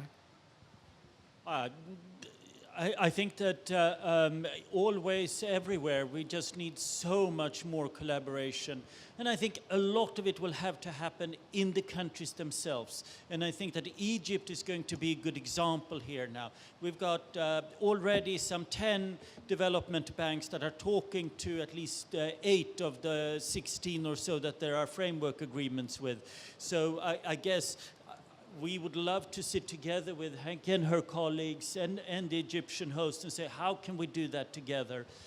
I think coming to what Diego said also, we got to bring civil society and our communities along with us. And so far, we have looked very much at technical aspects, at finance, at regulation. We need to make sure that we are very quickly starting to build trust, being transparent in what we do to make sure that it is genuinely multi-stakeholder and that we bring everyone with us. This is, as we have heard at so many panels, we just got to make sure that experiences from oil, gas and mining are truly taken on board and that this becomes an absolute development community. Maybe one last comment, if I may, Joyce. We should, and we have made a mistake here. We talk about green hydrogen. It is a green hydrogen economy. It is a transformation of industrial society, and we need to keep that focus as part of that answer as well. Great, fantastic.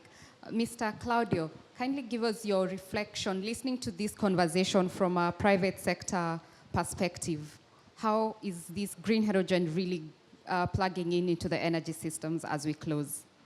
Yeah, just, I mean, a lot has been said, and I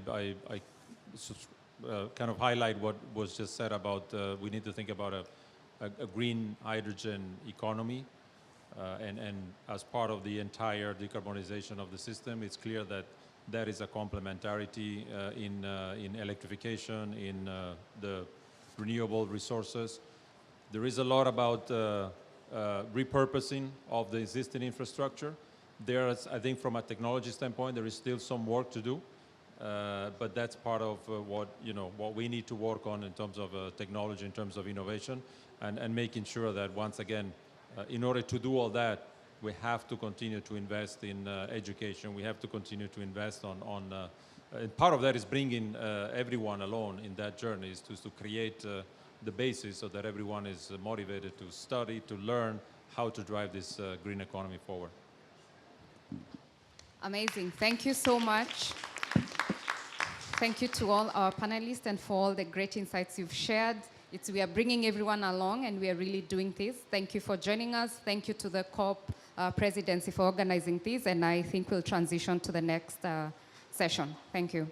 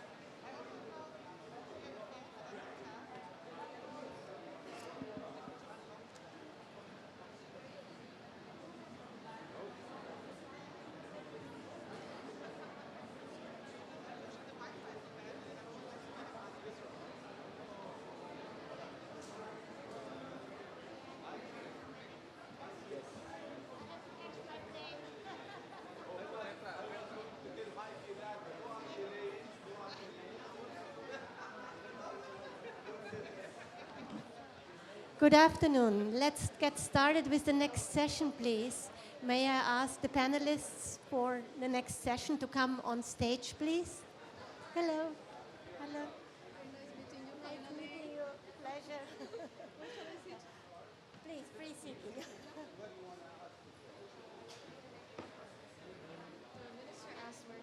Minister, would you like to sit in maybe in the middle with, yeah, please, and with Mrs. Gewessler next to you? كلمني من هناك قولي لي بتكلم عايز رقم كام اللي انا بتكلم عايز رقم كام في الريسيفر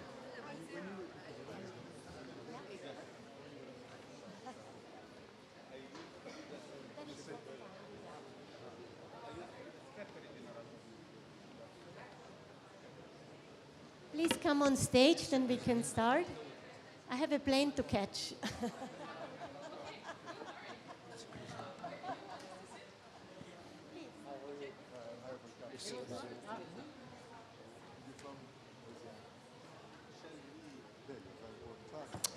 رنا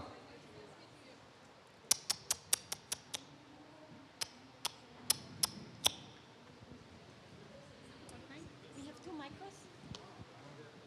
One micro. Okay, thank you so much. What an exciting day today. Who didn't hear about green hydrogen so far? Please raise your hand. I think everybody did. Good, great. I'm very excited with the panel here today, especially bringing together high-level politicians, banks, hearing. Please have a seat here. Thank you so much. Oh, now we have the ladies on one side and the men on the other side. That was not my intention. Sorry for that. Sorry for that. Good. So let's get started with Your Excellency, Minister Al-Harabsha, Minister of Jordan. You are about to launch your hydrogen strategy. Can you please outline a bit what is your vision for this? And here is the microphone. Thank you very much. Well, thank you very much. Good evening, everybody. And let me start by thanking the Ministry of Electricity and Renewable Energy of Egypt for organizing this session and congratulate Egypt for a successful COP. I hope that it will be among the most successful ones. In Jordan, we were among the front runners when it came to the utilization of renewable energy resources. We started years ago. We developed our regulatory regime, the legislative framework, financial incentives packages to promote the utilization of renewable energy. Today, we reached the target that we set a few years ago to get to 30% of our electricity coming from renewable energy resources. Last June, we reached 29% of electricity coming from solar and wind. And we are now in the process of reviewing our strategy to set a new, more ambitious target towards the year 2030. Hopefully, we can get to a minimum of 50%. Based on that success, and as His Majesty during his speech on this COP mentioned that Jordan will play an important role on green development as we move forward, and looking into the crisis and the challenge that we face. So we strongly believe that the energy transition we have been talking about, we should work together to expedite that process, the transition, and to shorten that period to achieve our energy security in a sustainable manner that doesn't place any more threats and challenges to our planet. So we started beginning of this year to develop our roadmap, the main elements of a hydrogen strategy. Today we conducted different assessments, different studies that identified what are the gaps, as we did when we developed our solar and wind resources. Back then, we identified what are the barriers that might face us as we move forward, whether those were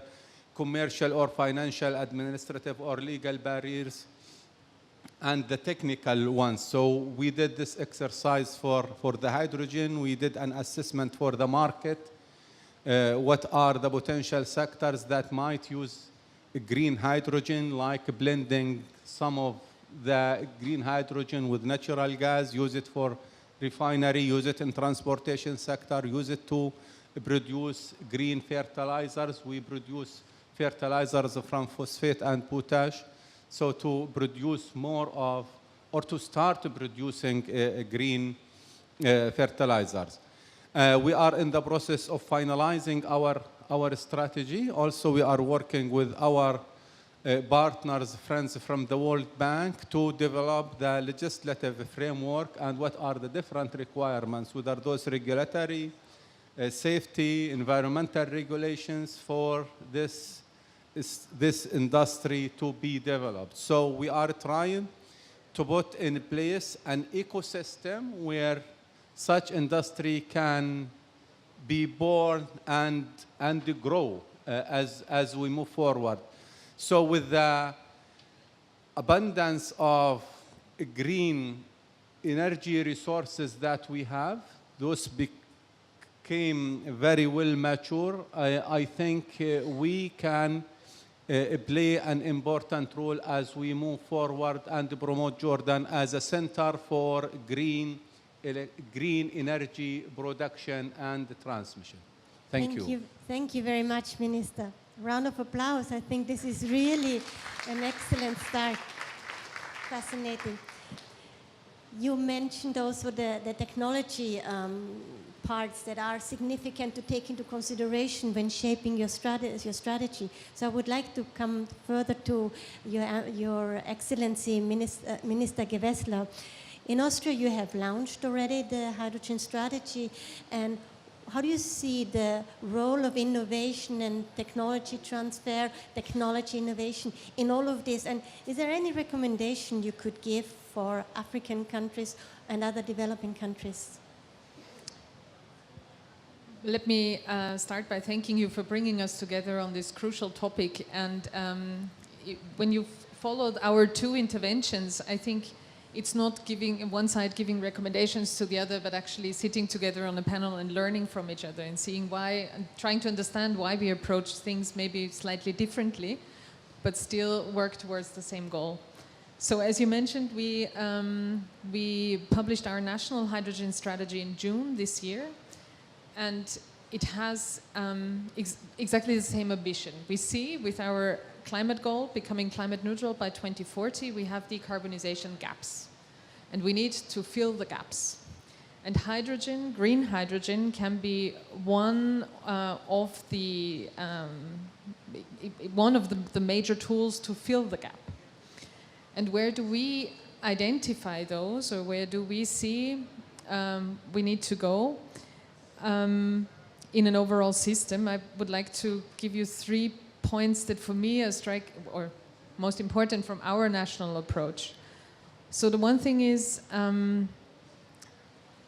hydrogen is a booming and huge market internationally, but nevertheless we should not forget it will not be unlimited in supply. So for our strategy, we are very much focused on an efficient and targeted and prioritized use, especially for the hard-to-abate sectors, for certain aspects of mobility. For example, air travel, where we know we will not have a big alternative in electrification. So, but this targeted and focused and efficient use will help us focus in building the ecosystem that those sectors need. The second point was that we also looked at it very much like you described, through a variety of studies to see what's the future demand and how can we cover that demand. And it's very clear that even if we try to do the maximum we can to produce green hydrogen in Austria, imports will play a crucial and a big role. And so even with a focused use, in Europe or in Austria, I can only speak about Austria, there's a huge market nonetheless. And so the third point, what we see from our work on hydrogen at the moment is that, as you put the question, the focus on research and innovation is enormous at the moment. We have both funding, because we also look at it through the variety of aspects that you described. What kind of financing do we need? Where does regulation need to follow suit to answer to the challenges? What kind of infrastructure do we need? But on the financing side, we see at the moment that we still have a lot of demand for research and innovation funding. To support really the application and the demonstration of hydrogen-related projects, not so much yet the scaling up. And this now is the crucial years to move from this innovation phase to the scaling up phase. And for this, I think international collaboration, learning from each other, technology transfer, a common view on infrastructure development. So are we speaking about dedicated hydrogen networks? Are we speaking about blending? What does this mean? It has a huge implication, of course. So, but all of this will be crucial for really going to scale. And I think this is what also this COP is about. It's about implementation and scaling up and speeding up. And if I talk to the colleagues, be it from Chile or to you just before, the crisis hits us all hard, but if there's one lesson we need to learn from that, it's speeding up the transition. And I'm very happy to say this is exactly what happens in Europe and what happens in Austria. So, and hydrogen is one part of the story. Thank you very much, Minister. I think one of the reasons to speak why His Excellency, the President of Egypt, also launched together with Belgium the new Global Renewable Hydrogen Forum is exactly this, is to speed up the transition, as to have a partnership and also bring in the new financial instruments and technologies that we need. And we as UNIDO are very proud to have supported this process together with ARENA and the private sector. We are very happy to support this. We have just heard that it's still a nascent technology, a lot is happening. So if I may come to you, Mrs. Schmidt from EIB, how would you de-risk these investments there? What is EIB doing there to de-risk these investments there? And I'm really happy, I have 3 banks here today. We will get a lot of money, I think. No, thank you very much. And thank you, UNIDO, for having us here and for inviting the EIB and the COP presidency. This is such a great preparation and event. So for those that you may not know, the European Investment Bank is a policy-driven bank. It is owned by the EU member states, and the European Commission is the one that sets a little bit the priorities for the bank and what we need to do in the future. And much before 2019, but particularly in 2019 with the Green Deal, we took a greater ambition to lend more to climate action. We have a mobilization target of 1 trillion in the next decade, and at least 50% of our annual lending, which is about 65 billion, 70 billion, goes into climate action and environmental sustainability. So together with the International Solar Association and African Union, we commissioned a study for Africa for the green hydrogen potential, and indeed, this demonstrated that the potential is here. There is such a big market in Africa.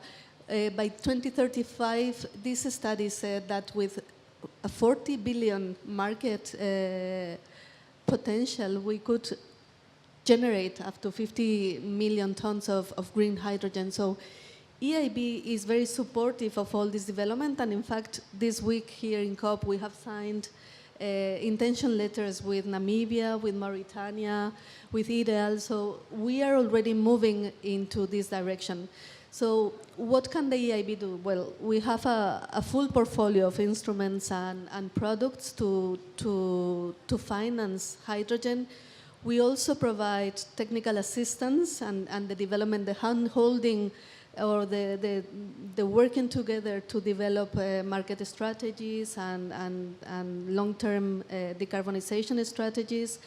And we also provide financial innovation with blended sources so that we can de-risk and provide sufficient financial resources at a scale for this industry. So we are there and working with all partners to be able to develop this industry. Thank you.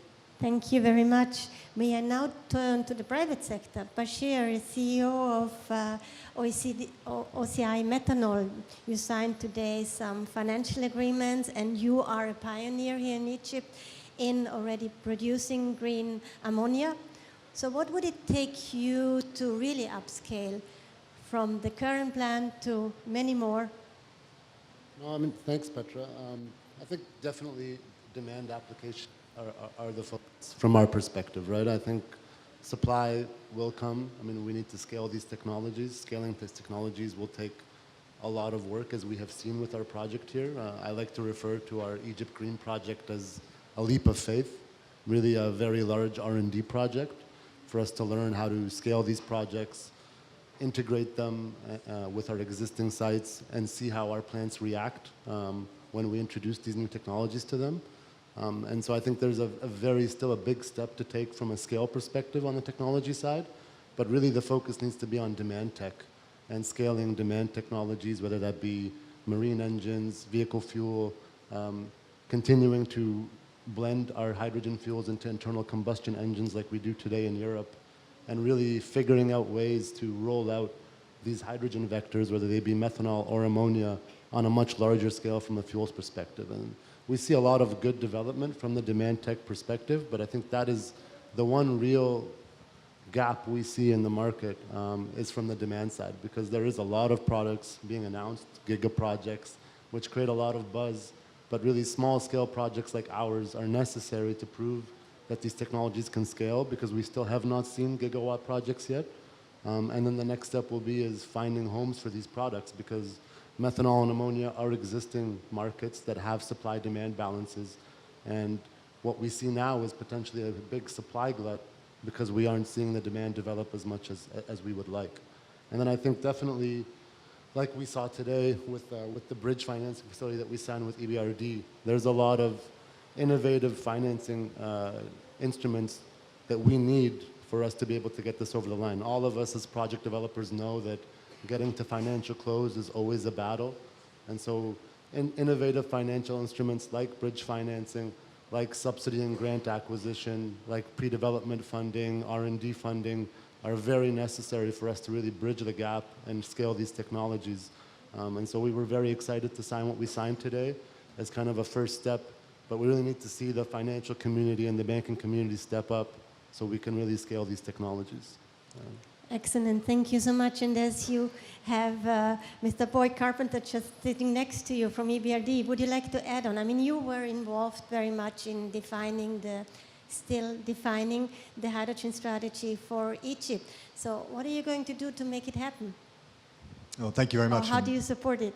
Good afternoon. This is the COP for implementation, so we're very focused on concrete doing. Today, we were very pleased to support the Egyptian government in launching its low-carbon hydrogen strategic framework. I even brought a copy just to prove that it did actually get launched. And we were also very, very pleased and proud to sign the financing that Bashir mentioned with OCI today. I slightly wish he hadn't called it a leap of faith. I'm just going to choose to forget that comment and not pass it on to my credit officer. But still, those are the sort of concrete things we're trying to do. In terms of how we go forward, you have to pursue multiple strains. Hydrogen, I've heard this said in the previous panel, it's a hydrogen economy. And you have to ground it in all the other stuff that's going on. It's an industrial project, it's an energy project, it's an economic project, it's an infrastructure project. So you can't just pick an isolated stream of work and say, I'll work on this and all will be well. So what will we do? We've worked with the government to date on the National Hydrogen Strategy. We'll keep working on that. There's a lot of amplification, a lot of regulation needs to be done. Ultimately, it's Egypt's strategy, and it's led by two very strong ministries, so we will follow where they lead. But I know that one area that we will have a particular focus on is making sure that whatever Egypt does in terms of regulation, it meets the international expectations of what counts as green. because there's a critical element here to integrate the Egyptian regulatory framework with the international regulatory framework so that when the EU calls something green or specifies what's green, Egypt is able to meet those requirements. The same with the US.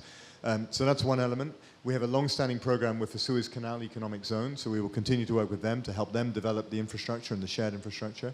We will be focusing on the offtake, and in particular the emerging European tools for delivering a guaranteed demand, because as Bashir mentioned, that demand piece is crucial. We'll be trying to integrate the work we're doing with hydrogen with the work we're doing with the government on the NWEFI energy initiative, because Egypt has a huge ambition. If you look at the implications of the policy announcement that Egypt made on Friday, it's 30 gigawatts of new wind and solar between now and 2030. So whatever is done on the hydrogen side has to integrate with that broader energy piece. So we'll be working on all of that, and then we'll be looking to finance. I fully agree with what Bashir said. You can't just talk about gigawatt projects and wait for the big mega projects to materialize. You've got to get going. You've got to start. So we'll finance a 1 megawatt project. We'll finance a 5 megawatt project. We'll finance a 100 megawatt project. The trick is to get this moving, learn by doing, and move this agenda forward. Thank you very much for this dynamic intervention. And may I just turn now to Christina Leibach from KfW. You're a development bank, and we heard about the barriers, and they're technology, they're financial, but they're also capacity building. So how are you addressing this? How do you make bankable projects? Are you considering also these elements, or is it just another loan? Yeah, maybe if you allow me to put that in some kind of a perspective, because I think we've heard already from everybody here, it is really a very, very big systematic change in what we are having here in terms of energy policies. And that is true for the producers as it is true for the infrastructure that is needed, and obviously the corporations, the corporates, the countries that will take up the green hydrogen to use them for their production. For those who don't know it, KfW is, I think, the largest national development bank in the world, and it is very much international, but it has a domestic arm as well, a pretty large domestic arm actually. And when we came across the hydrogen, we figured out pretty quickly that this is because it is so systematic and it goes from production in many different countries to infrastructure to really take it up then in Europe maybe, that will bundle all what we have in our bank to compare with that. So what we have launched today here in Sharm el-Sheikh is a so-called PTX platform, where we kind of combine and look at a comprehensive view in all these different aspects, because it needs different parts, it needs different kinds of financing, be it equity, be it grants, be it loans, and we have to look very thoroughly in terms of other issues like technical capabilities and so on and so forth. So for us, it is really about having the comprehensive view, having funds that are directed to Europe and to Germany, and having funds that are directed to, for example, Africa. And I think that is what we in particular are looking at. And I think which is foremost our thinking is we really have set up 2 funds now and in this platform who are directed to make it possible that we mobilize private capital. Because I think we in particular as governments or as government institutions, we can put up a lot of funds from budgets. I think it will be never enough. So I think it is, if we really want to get this process going, what is really needed as soon as possible to make these projects as bankable that we can attract private capital. And for that, all what you mentioned, it is needed financing, but it is needed really that the technical capabilities, that the infrastructure and all what comes along it is set up in a way that this is digestible and bankable. Absolutely. Thank you so much. For a sustainable hydrogen economy, we need lots of elements. It's a complex undertaking. So, Your Excellency, Minister El Harabsha, you outlined a bit, and when you outlined your vision for the hydrogen strategy, you were also mentioning industry development. How do you see this? How do you see Jordan more like an exporter, or do you see a lot of potential also applying the green hydrogen in your country and triggering new industrial pathways? Well, I think when we speak about energy transition and when we speak about the cooperation. And we had the pleasure of hosting on last June Middle East and North Africa Europe Future Energy Dialogue. We made it very clear that this dialogue should result in ideas, projects that will benefit everyone. So today, when we speak about energy security, I'm not speaking about Jordan being an exporter. Could export, import when we speak about electricity interconnection, and this is one of the ideas that we proposed. We already talked to some of our colleagues from the EU, from the EIB, EBRD, that let's think about an infrastructure, green infrastructure corridor to interconnect MENA with Europe. This will also imply that we strengthen the interconnection between the countries, Middle East and Europe, and in Europe, in Middle East and North Africa, and in Europe as well. So it could be both ways when it comes to the export or import. It's an exchange. And that's what we do as an example for electricity exchange with Egypt. We have the submarine cable. We wheel electricity from Egypt. Sometimes we send back to Egypt. Then at the end of the day, you do the calculation, whatever. But the point I'm trying to say is that it benefits Jordan and it benefits Egypt. It reduces significantly when we think together.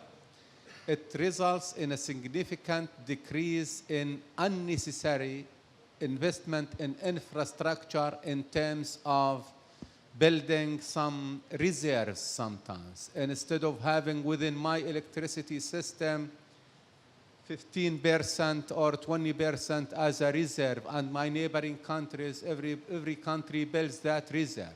So we can agree on a reserve that can be used by everyone. Same applies for, in the future, for the green hydrogen as well. So, okay, if there are opportunities, if we have that competitive edge, and I think we have it, we can be a producer and exporter. And no one country will come to export from Jordan unless there is something acceptable, competitive, reasonable, in line with the guidelines that other countries apply. That's why I said we are working with the World Bank to develop that type of regulatory, administrative, safety, environmental framework, so to be in line what other countries are doing. So, yes, we wanted to promote Jordan as a center for green energy production. Jordan is part of the so-called Sun Belt area. We receive high levels of intensity of incident solar radiation. Certain parts of the country, number of sunny days exceed 300 sunny days, clear sky. So that makes it very competitive when it comes to green electricity production. But again, I think we should work together towards our energy security. That will be for the benefit of everyone. I hope that looking forward, we will not only look into what it will cost me to generate a kilowatt of electricity using gas or oil or from sun. Same thing will apply it for the green hydrogen and green fuel. We look into the externalities, the environmental, the social, the economic cost, and that should be factored in our equation. So far, we have been looking only at the dinar or euro or dollar figures. Those externalities, we don't factor them into our calculations. That's why we are suffering. Yesterday in Amman, there was almost a flood. People were unable to go out to the streets because of the flash rain that we received. This is something not normal to happen in Amman.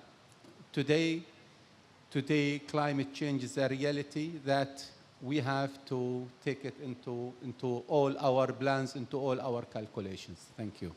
Thank you very much, Minister. We just had this afternoon a session about using involvement, about the environmental impact of the production of green hydrogen. Maybe green hydrogen needs to become a bit more greener, so that we have to talk about this. And I will also share with you the paper that we just published on externalities. So thank you very much for that, for mentioning this. And if you have a solution to the brine, to what is happening with the desalination, the rest, then please come to us. We are really looking for solutions there, what we can do there after the desalination. What I also learned for your intervention is hydrogen is a global affair. And I would like to come back to Minister Gewessler. Could this also have implications on how we do business today? Do you foresee that maybe some of the industries, the hard-to-abate sectors, might come to the countries where we have the energy, that this might be a changer? Is this an opportunity or a threat for the European industry? Tough question, I know. Thank you that you accepted it beforehand. Obviously. I think it's most of all a driver for change. But can I first pick up something that Your Excellency just said, because I think it's so crucial. We were discussing today in a different panel, how can we move forward on decarbonizing industry? What kind of security and environment does industry need to take the investment decisions that you need to create the demand that you were just asking about? And pricing carbon and including the externalities into our equation was one of the cross-cutting issues that was identified. So thanks a lot for mentioning this aspect of the debate. Austria introduced carbon pricing in October this year. Not the perfect timing for it, I know, but a necessary moment in time to do it for the long run. That's I just wanted to pick up on that, because I really would like to underline. I mean, luckily costs go down so heavily that solar is by now the cheapest form of creating energy, but nonetheless. To go to your question, that you asked, I think the do we need to change microphones? No. Okay, sorry. I just wanted to make the life of the technicians easier. Yeah.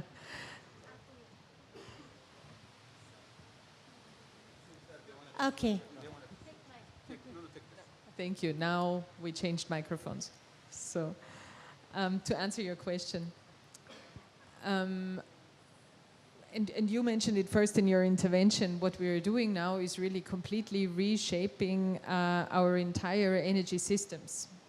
And it means also reshaping, to an extent, our international partnerships, because we have to reduce the fossil fuel dependency, diversify our partners, and work on new energy partnerships that from the beginning are inclusive, are efficient, are sustainable, are fair.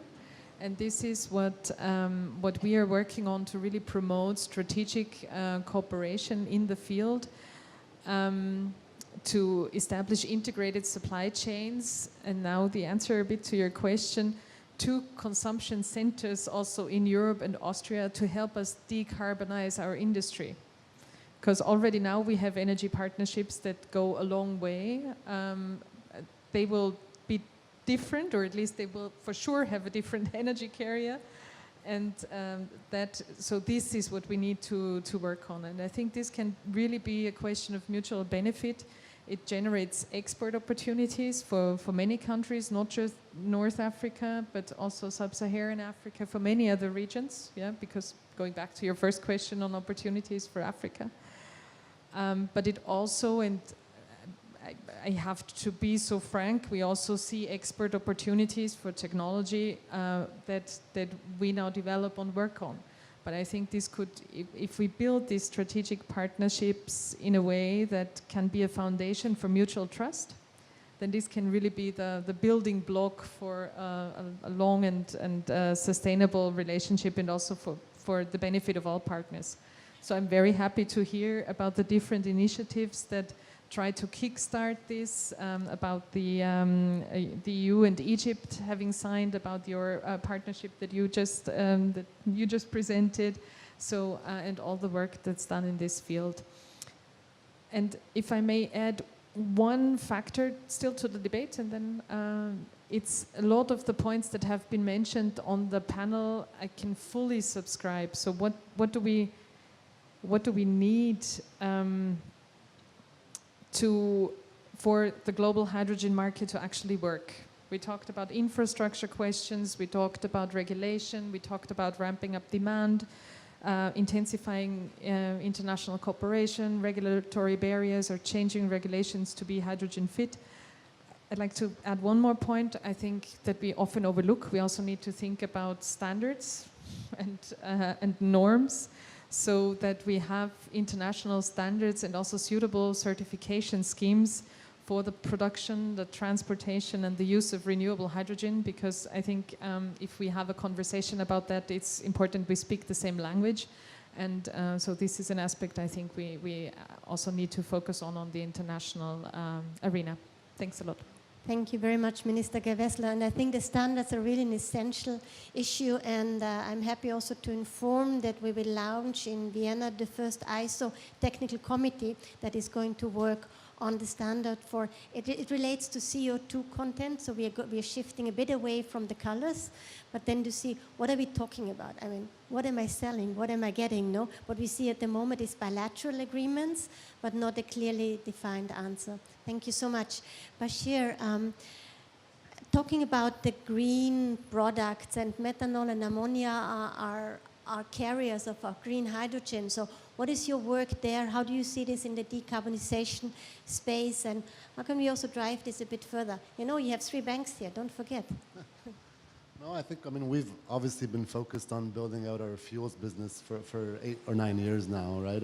We have about market share of 3% of the UK fuel pool now with our green methanol. And like I said before, I mean, the goal is to continue to build out more and more applications. I mean, the physical properties of hydrogen are difficult to work with. Ammonia and methanol are much easier, have existing infrastructure, existing handling, and are kind of seamless, especially from a methanol perspective, because it's liquid at ambient temperature and pressure, where we're able to blend it directly into internal combustion engines, introduce it into bunker markets now, and more applications. I think ammonia, we say maybe is a little bit more difficult or further away, just because we don't have the technology available yet to really use it as a fuel or as an energy carrier. But the engine will be on the water in 25, 26. We see people like MHI working on direct ammonia turbines, which we hope to commercialize in the next couple of years. So like I said, I mean, the demand tech really is the focus from our perspective on the ammonia side to really roll out our production. I think going back to what you were saying on the colors, and that's something that we really do focus on, is building a system where molecules are able to compete on a carbon intensity basis, where we're not excluding people on a binary basis because of a technology or anything. And I think that's one thing that we do see is there is a very big focus on electrolysis from a renewable hydrogen perspective, but there are a lot of other technologies that we can produce low carbon or green hydrogen with, whether that be waste gasification, municipal solid waste, wood waste, woody biomass. And so from that perspective, I think those provide circular solutions that you can really roll out in economies. They provide really good waste management solutions. And so I think electrolysis is obviously something we do focus on, but it's geographical. And for developed countries especially, in the global north, waste gasification is a very interesting technology and circular way for us to take advantage of our waste, really, right? And turn that into low carbon fuels that we believe can compete with electrolysis from a carbon intensity basis.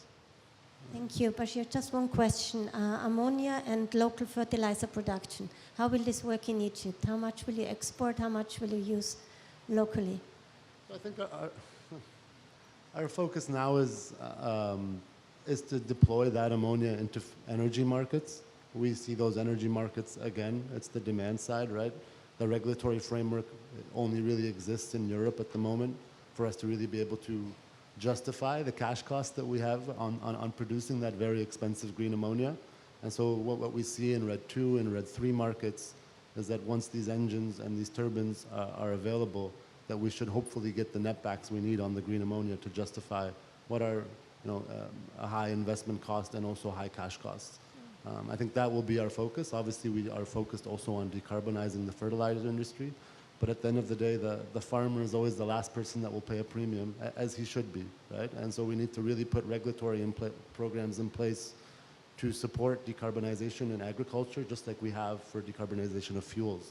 I think what we're seeing now is companies like us or CF or Nutrien are rolling out a lot of voluntary schemes to assist the farmer in decarbonizing the agriculture chain.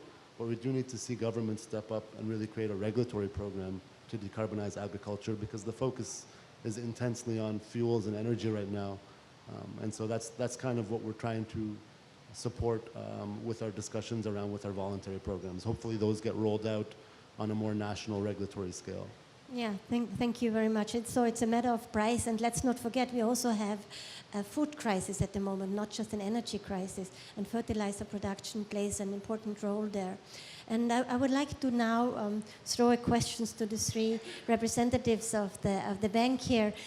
So in Egypt we have a developer who would like to develop 1 gigawatt.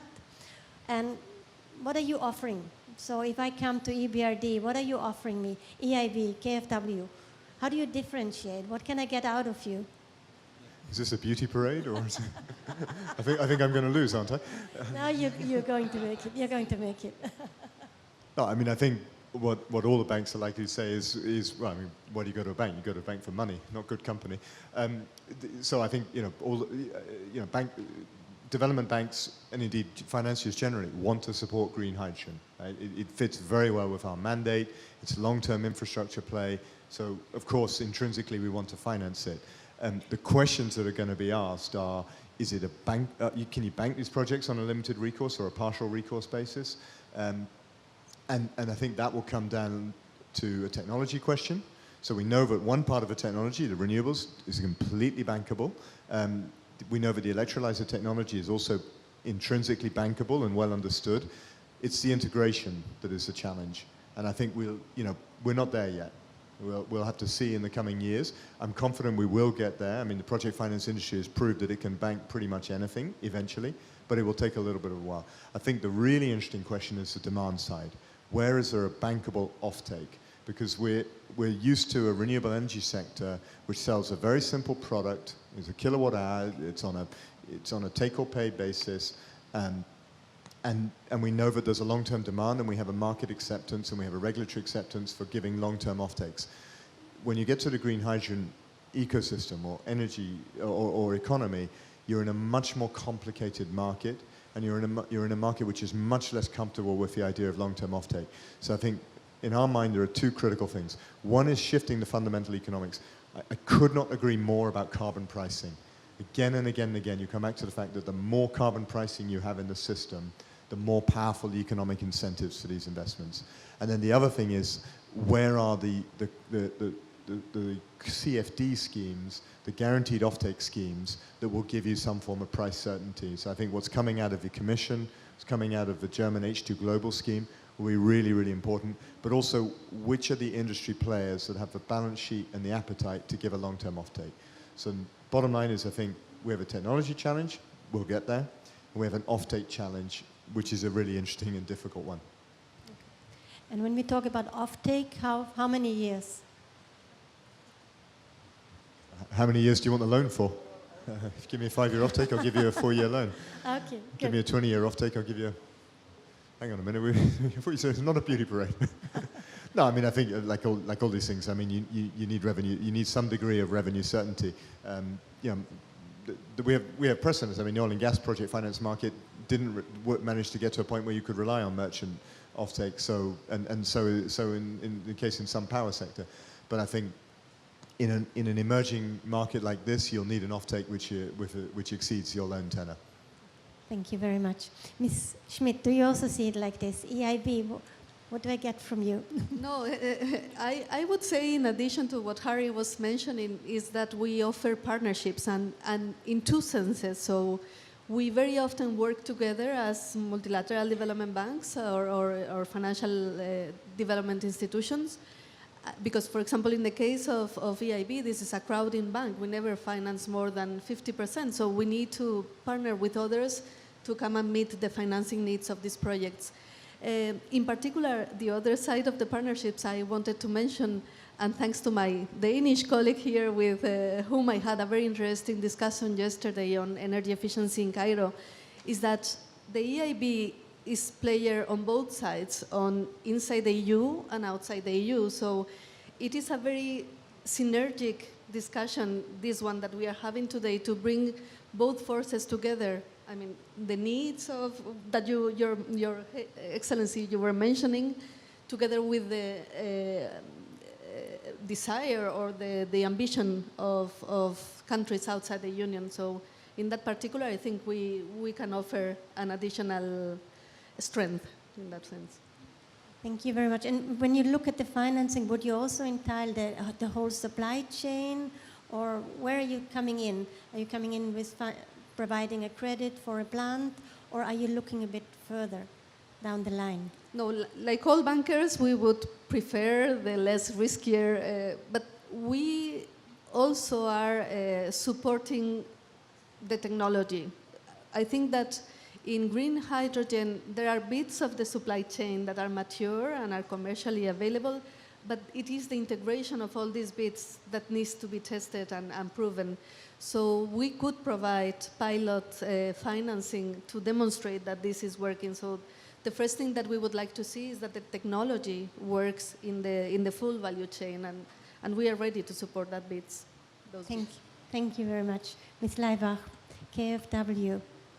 Yeah, I'm trying to get in some new aspects here maybe, but maybe let me, first of all, I think what is really most important was mentioned before is really how do we get offtake and supply together. And without repeating myself too much, but I think that was really the intention, or is the intention of the PTX platform, what we have created, really to bring together in Germany industry who is interested in that, who needs support there as well and incentives to get into that, to really bridge the gap here to the countries that are able to set up these projects and export them. And I think that's very, very critical, because so far it is a kind of a bit of a hen and egg problem, yeah? So who is really, who is able to set up a bankable project on the one side, but that needs an offtake, which is looking for much more proof that these projects will really able to fly and to, in particular, to produce green hydrogen at a very attractive cost.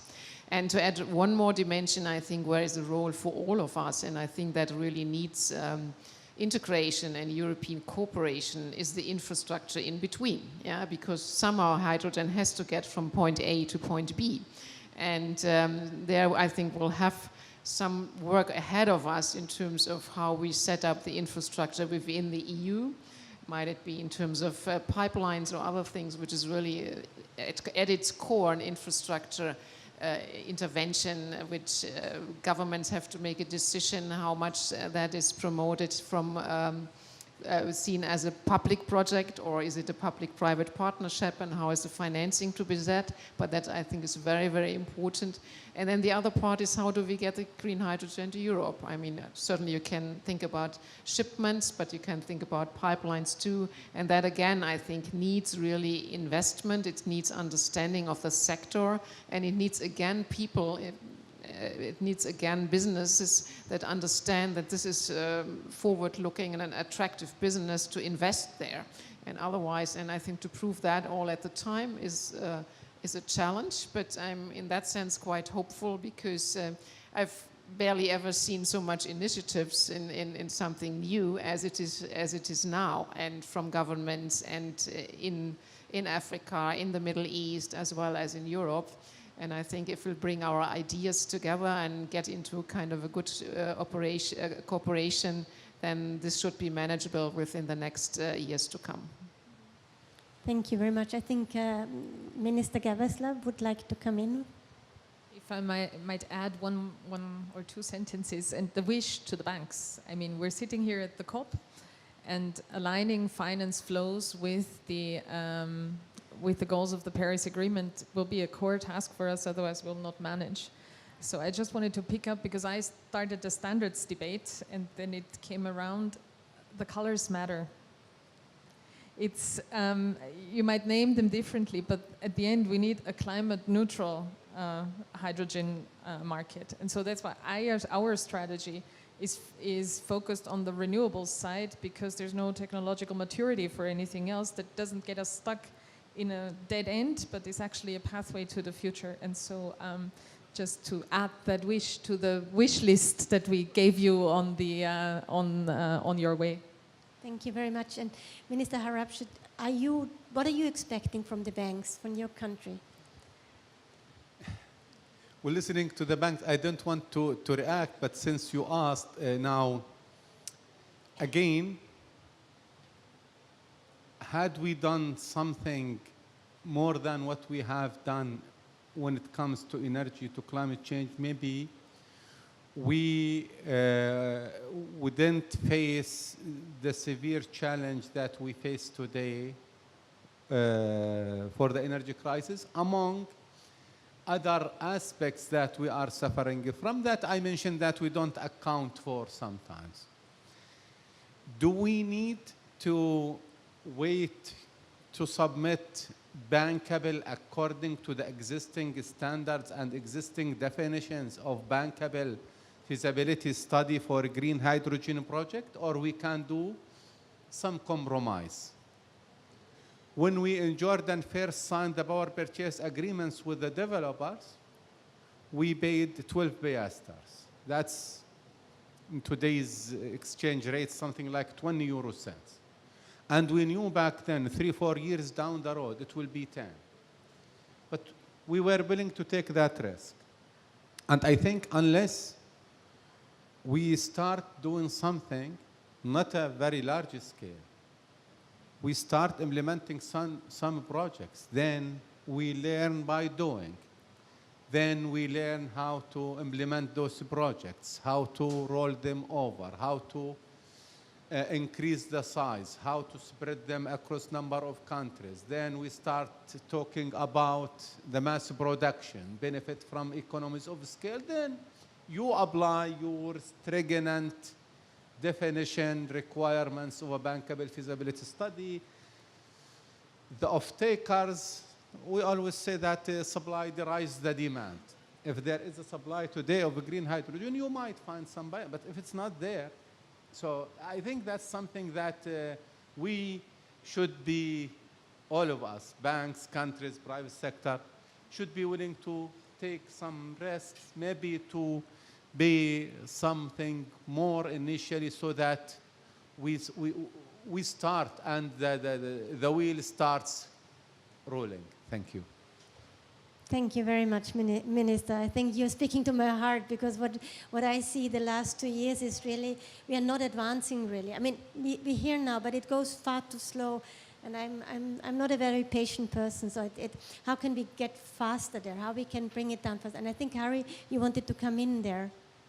Yeah, I think you made the absolute perfect point, and you mentioned the first Jordan solar projects, and I actually signed the financing on the first ever Mahan solar project for EBRD in 2014, and it was a 10 megawatt project with a high feed-in tariff. It was not a perfect project, but it opened the door to what became an extremely robust, extremely competitive, very low priced.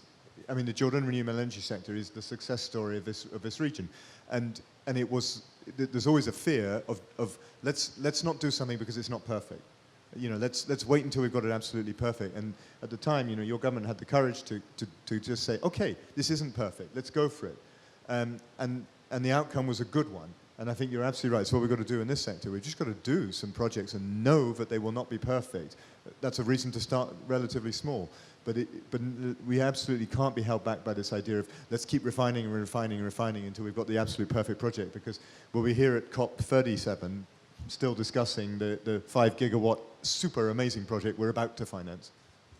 Thank you very much. Who would like to come in from EBRD, KfW, private sector on this exciting topic? We have 3 more minutes to go. No, I think you are right, Your Excellency, that perhaps we need to do a little bit of soul searching internally, because sometimes we can be not overcomplicated, but maybe incur in duplicities internally that only lengthen the approval processes, and we are asking the promoters to fill in again and again and again the same information. So there is some streamlining that we can do internally and perhaps accelerate the delivery of these projects.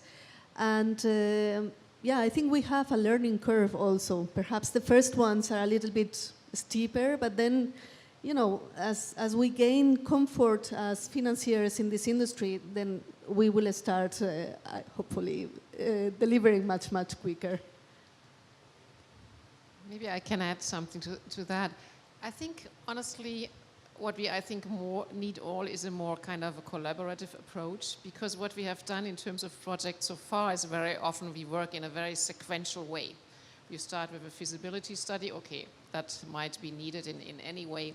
But then we are getting into the next phase of, well, you make an assessment of a project, we're getting to analyze it, we do it in our institutions, the governments do it, then we do kind of going into getting the resources set right, and which kind of goods is needed, and tenders and so on and so forth, and starting to talk then with suppliers and with off-takers. And I think what is here needed, I think, is more that more happens at the same time, and that we are moving along step by step in a way together than having this sequential way of doing a project, because that takes really long, and it takes in particular long when we're talking about a new technology and a new market, because we are all learning by doing. We are not at a certain stage. I mean, we all know how to do wind farms, yeah?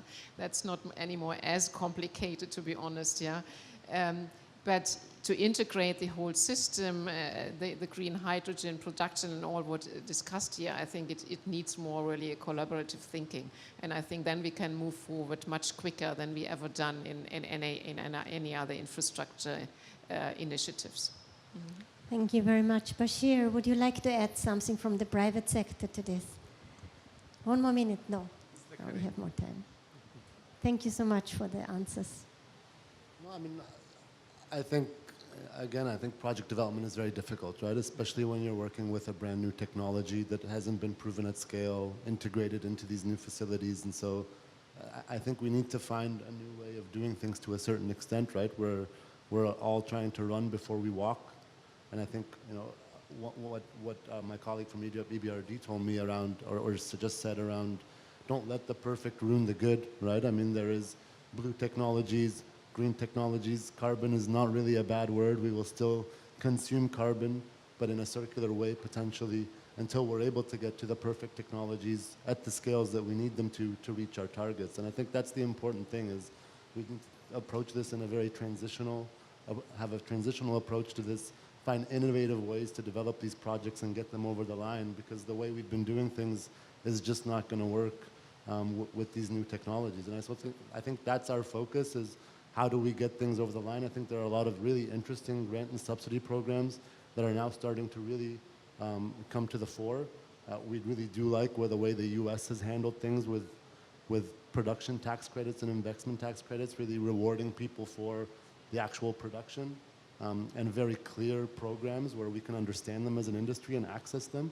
But also I think that CFDs are extremely important as well, because you know, a lot of the people entering this new business come from a power background. Power is very used to long-term, stable agreements, and our industries, whether that be fuels or fertilizers, are volatile commodity businesses. I mean, ammonia is $1,250 today, was $200 3 years ago, right? And so I think for us as an industry to get comfortable, we do need to have programs in place that allow us to get a little bit more risk mitigation on that demand side for us to take that step.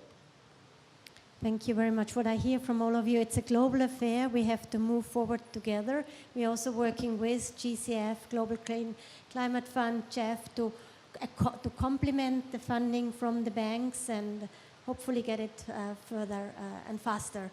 I'm very honored to have been honored to moderate this session. Thank you so much for the answers, for the lively discussion, and I wish you a good afternoon. Thank you so much. Thank you.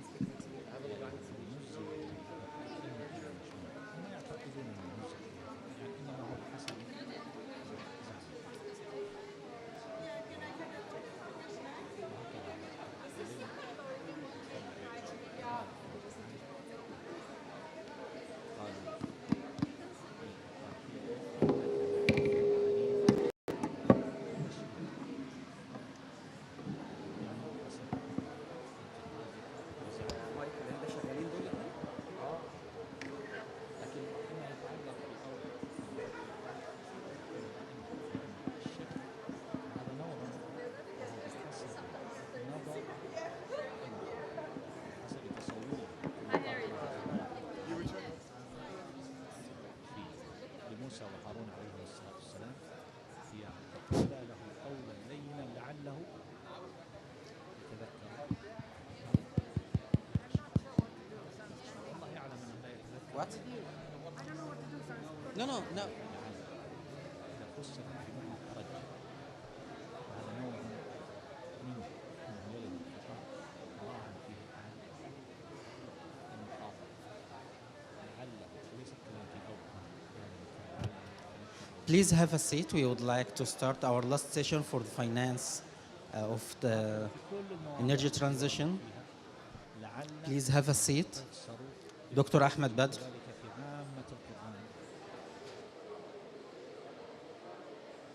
Dr. Ahmed Badr, please proceed to the panel.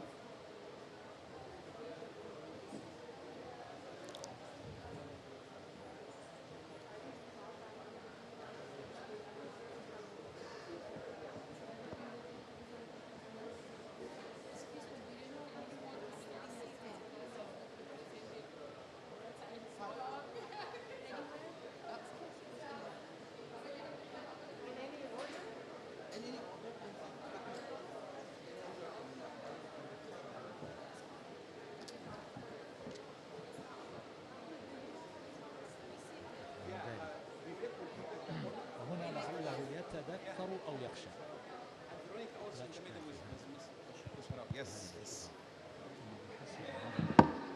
بحسب نظر الناظر إليهم، من نظر إليهم يقول 100,000 أو يزيد.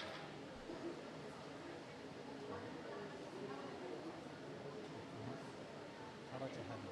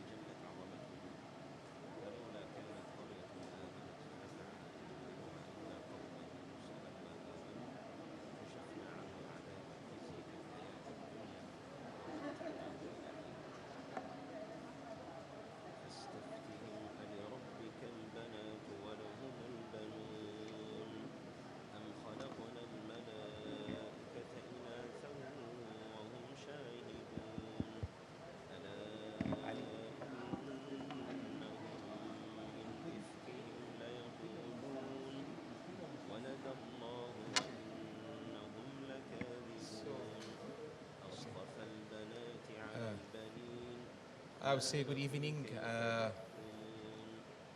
I am Ahmed Badr from IRENA, and I will be the moderator for this relevant and important session, as this COP is called to be Execution or Implementation COP. So, welcome you all, and I would like, without further ado, to talk about the session, but first, we would like to introduce our great panelists. We have to start with our ladies. We are honored to have Ms. Usha Rao Monari, who is the Associate Administrator of UNDP. Welcome, Usha. And also, we have Ms. Hong Patterson, who is the Chief Financial Officer and the Chief Operating Officer of GCF. Welcome, Hong. And for sure, our great partner, Ms. Veronica Scotti, who is the Chairperson of Public Sector Projects within Swiss Re, who is the largest insurance private sector firm globally. And on the men's side, we have also the honor to have my friend Vivek Pathak, who is the Global Head Director of Climate Finance of IFC. And also representing great private sector, we have one of the partners we have one of the key partners of DLA Viber, Mr. Ian. Please, Ian, welcome. So let me put my presentation. It's about only 3 or 4 slides in 4 minutes. If you go for the first slide, please. So the first slide, actually, I would like to talk about what is the situation now.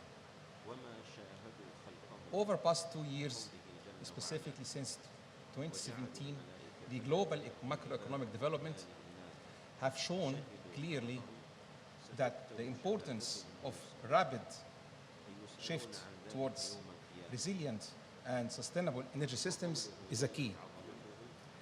Specifically, if we look at a very important issue, that without this opportunity, the world will go for no way back for big problems with regard to climate change. And I wouldn't see anything more than quoting Intergovernmental Panel for Climate Change, or IPCC, when they said clearly, and I'm reading now from the slide that you have, simply that any further delay in concerted efforts and actions, we will miss as a globe a brief and rapidly closing window to secure lively future.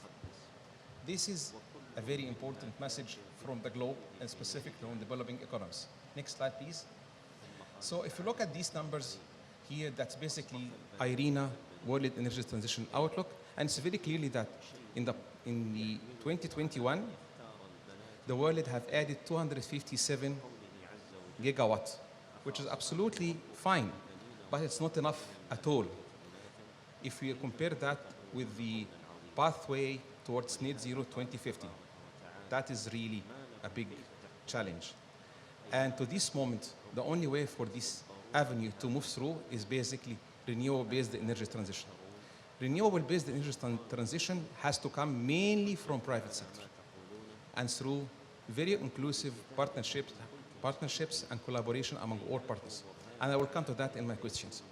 If you go to the one before last slide, it's basically we're talking here about the need to call for partnership, mainly through private sector, and with a majority of private sector with public sector.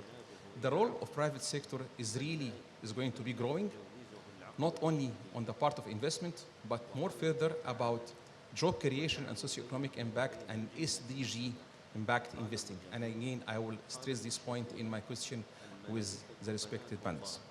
Finally, let's zoom in on the issue of Africa. These are really very important numbers. I would like to take 1 minute to reflect about it. If you look at Africa, you will find that Africa have a lot of resources, solar, wind, hydro, geothermal, you name it. But the point here is that from 2000 until 2020, the investment numbers are 2%, or actually 1.99. We rounded up when we made our World Energy Transition Outlook. 2% representing mainly about $55 billion. And imagine what? 75% of this investment in 4 countries. These are in descending orders, starting with South Africa and Kenya and Egypt. That's really what we have. And Morocco for sure. But the key message here is that where is Africa going to be? The situation is really challenging. It's not easy. I wouldn't to take more about it, but one final issue is that the job creation is a more of a critical dimension. The amount of flow of immigrant and socioeconomic deterioration is hilarious. That's basically, we're talking about energy. Let's not talk about socioeconomic impact, but I just want to touch upon that because I'm going to refer to our speakers now. Because of his really other commitment, I would like to start from Vivek. Vivek, you are the global head of IFC. And basically,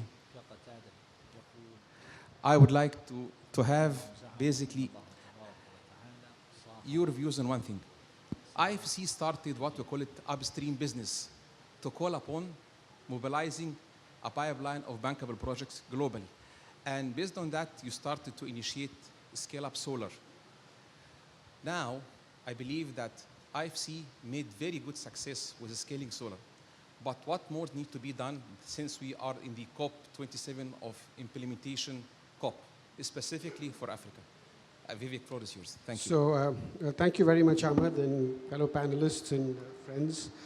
I just want to pick up upon the last slide, Ahmed, which is very important because these numbers are being touted around.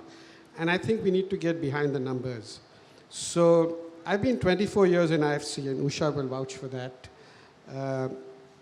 I have yet to come across a well-structured project in my 24 years which did not attract financing. And I worked in the most challenging markets in the world. I've done deals in Afghanistan, I've done stuff in Iraq, I've done stuff in Myanmar, I've done stuff in Yemen. So I'm a big believer when countries or people say there's not money coming, but there's a good reason why money is not coming into a certain part of the world, because there aren't enough bankable projects.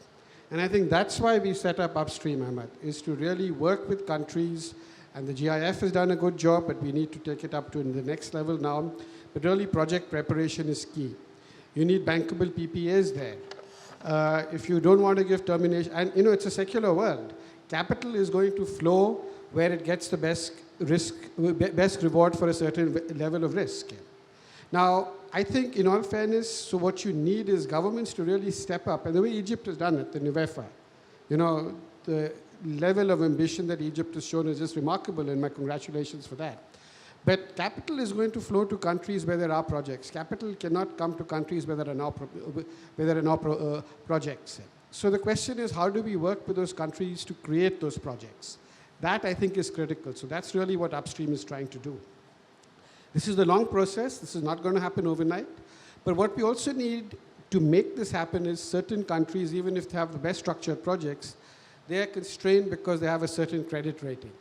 So if you're a global investor, you're saying, I don't want to take, even if it's the sovereign risk, I don't want to take that level of credit rating. So then we have to come up with credit enhancement mechanisms, and MIGA plays a role in that, our sister agency. But you can come up with blended finance, first loss guarantees, which is what we're working with, a number of y'all in the room. So I think that's what you need. You need a lot more blended finance, which should be used judiciously with projects where they've structured them well.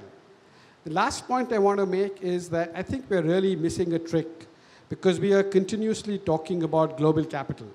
Let's remember, let's be very, very clear on global capital.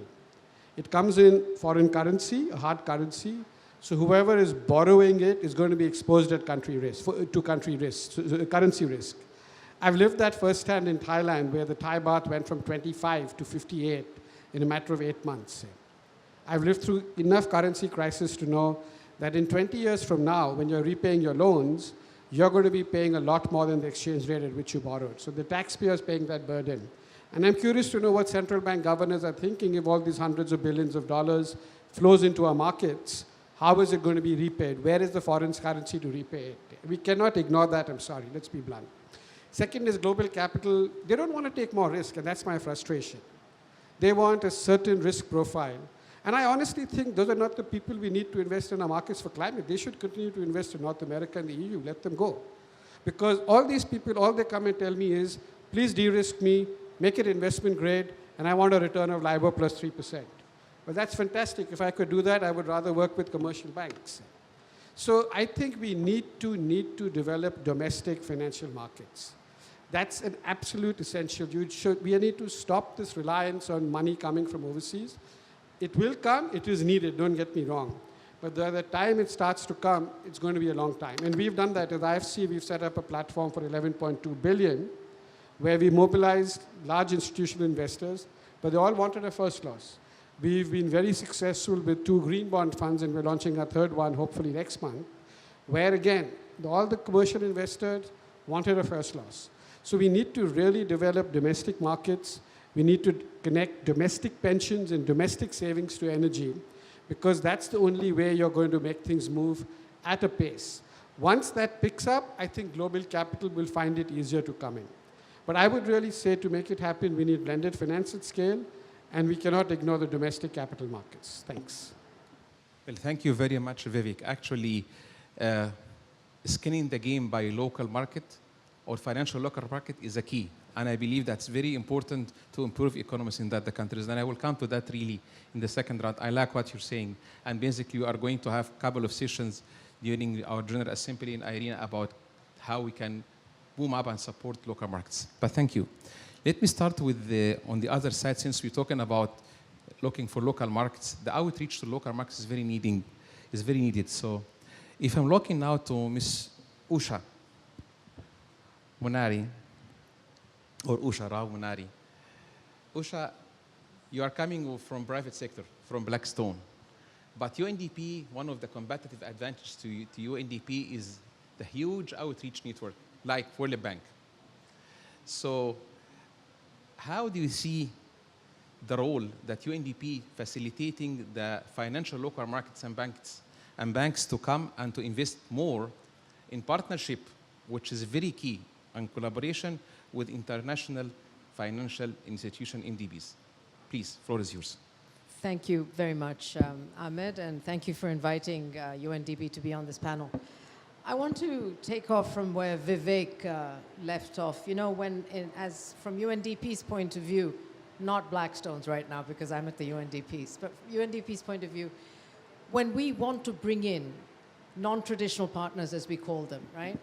Private banks, private companies, private sector in general, we always ask them the question, and we interrogated ourselves, why isn't scale financing coming into these sectors, whether it's renewable energy, the session before was hydrogen, actually there is money going into hydrogen, but water, why isn't it? And one of the answers that I get is, well, you know, because the private actors want to get a high return. And maybe, but that's not necessarily the case. What we find from UNDP's point of view is a few things. Private actors and scale finance, both of them, are more, in many ways, are more interested in stability and predictability of the enabling environment into which they're going to put their money.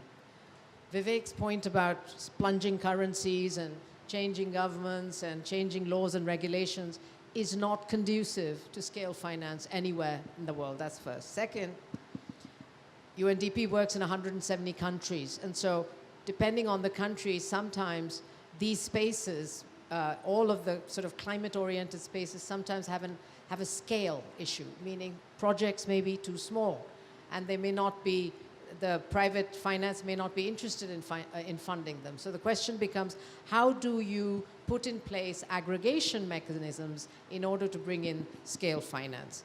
And the last point really is, as I think somebody said, and I know Veronica's going to talk about it, is simply risk. You know, they look at these markets and they say, I do not understand them. If I understand them, I don't know what to do about it. And if I do know what to do about it, I need a partner to help me and hold my hand and come in with me. And so UNDP is involved, along with partners, in a whole de-risking framework that we put in place with country partners to make sure that whether it's first loss, Vivek, you mentioned it, but there's other de-risking that needs to take place in order to bring the risk-reward equation more into balance than is perceived to be in some of these markets. So I think that what's really important in terms of scale finance and bringing financial institutions and bringing the national and international finance together is one of enabling environment, scale, and risk. And if we get those right, and yes, well-structured projects, great. You don't need any de-risking if a project is well-structured. But in my experience, and here momentarily I see UNDP colleagues, but momentarily I take my UNDP hat off, even if a project is well-structured, if the enabling environment is non-existent, it's not going to survive and it's not going to go forward into the future. Thank you. Thank you very much, Usha, and we'll come to the enabling environment to take some more deep into it, deep insights. Before going to my dear friend Veronica, I would like to go to Hong first.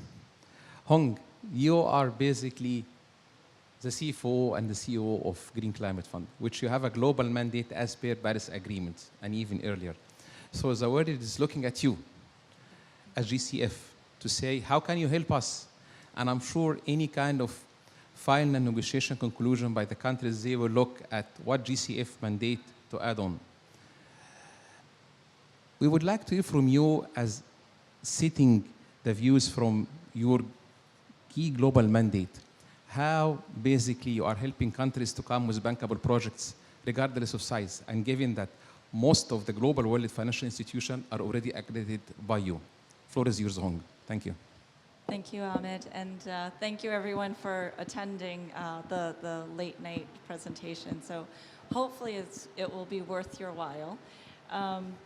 So I guess just a little bit about the GCF. You know, we are indeed the flagship fund for the Paris Agreement, and one of the things that is unique about the GCF is our ability to deploy long-term risk patient capital. And we are capital agnostic, so we're able to deploy grants or loans, guarantees, as well as equity. And likely by the end of next year, we'll probably be about a third in terms of grants, loans, and equity. And so when we think about, you know, some of the comments that Vivek has made in terms of creating bankable projects, if I start from the end point on investments. So what we do is, so I'll give you an example of on the private equity side, or sorry, I should say the equity investment side, is that there's this triggering in the market. It sends a signal that this is in fact something that they can invest in. We put in first loss capital, and it allows investors to really think through, you know, that risk and saying, okay, well, that risk has now been reallocated to the GCF, and allows investors to come in, and whether it's they're looking at sovereign risk, technology risk, if the GCF comes in with first loss capital, it gives that indication. But that's already at the end stage, and I think that both speakers have mentioned this. What we try to do is we look at the entire life cycle. So it starts with looking at readiness programs where we are investing in countries to create, to build the capacity of the countries so that they can create projects. They understand how do they create a project. Once we go through that, then there is the project preparatory funds. And so once they figure out, well, how do we do this? You know, then they can apply for a specific a window to prepare these projects. And thereafter, that's when the funding proposal comes through. So there's real financial hand-holding that happens across that life cycle. And I think it's really important because when an investor comes in and they're looking at an investment, they're not just going to say, okay, well, GCF took first loss risk, therefore I can come in. What they're looking at is also the underlying portfolio, the portfolio of investments that this fund is investing in, and is it actually going to be sustainable? Is it actually going to give me the yield that I need? So when we, so one of the examples I'll give you is one of our funds, one of our early funds, Kawasafi, and this is where we gave a grant window for private sector as well as an equity investment. And so it was about a $20 million equity investment. The fund is targeted $110 million.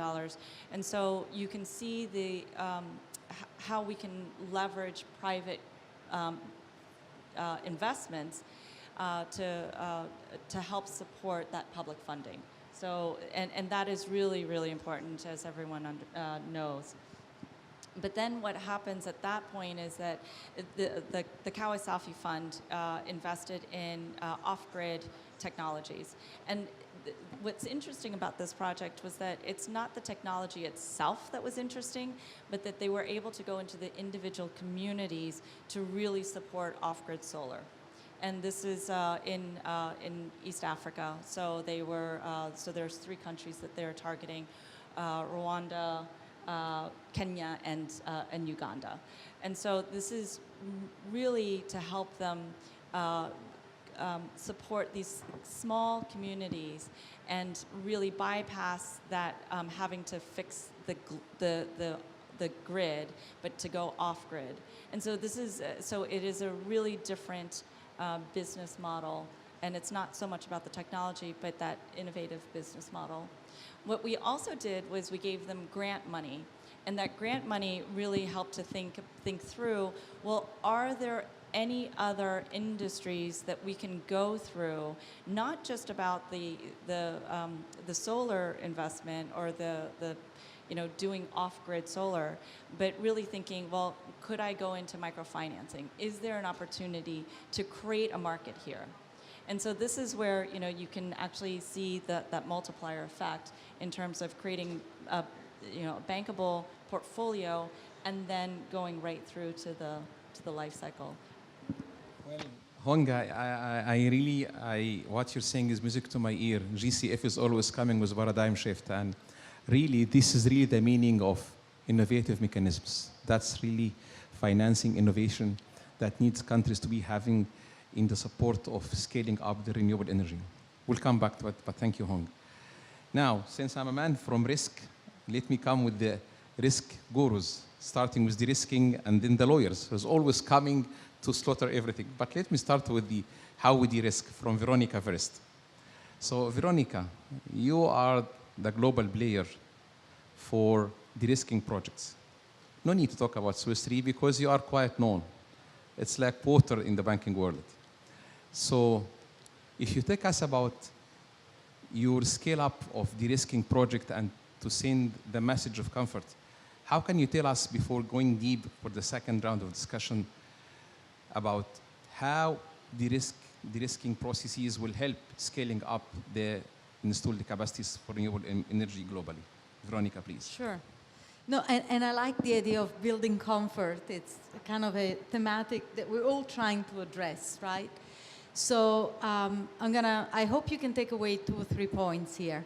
So the first thing is, as an organization, we're really long on renewable energy. If you were investors, we absolutely want to see that. We believe that that is the future, is actually the present.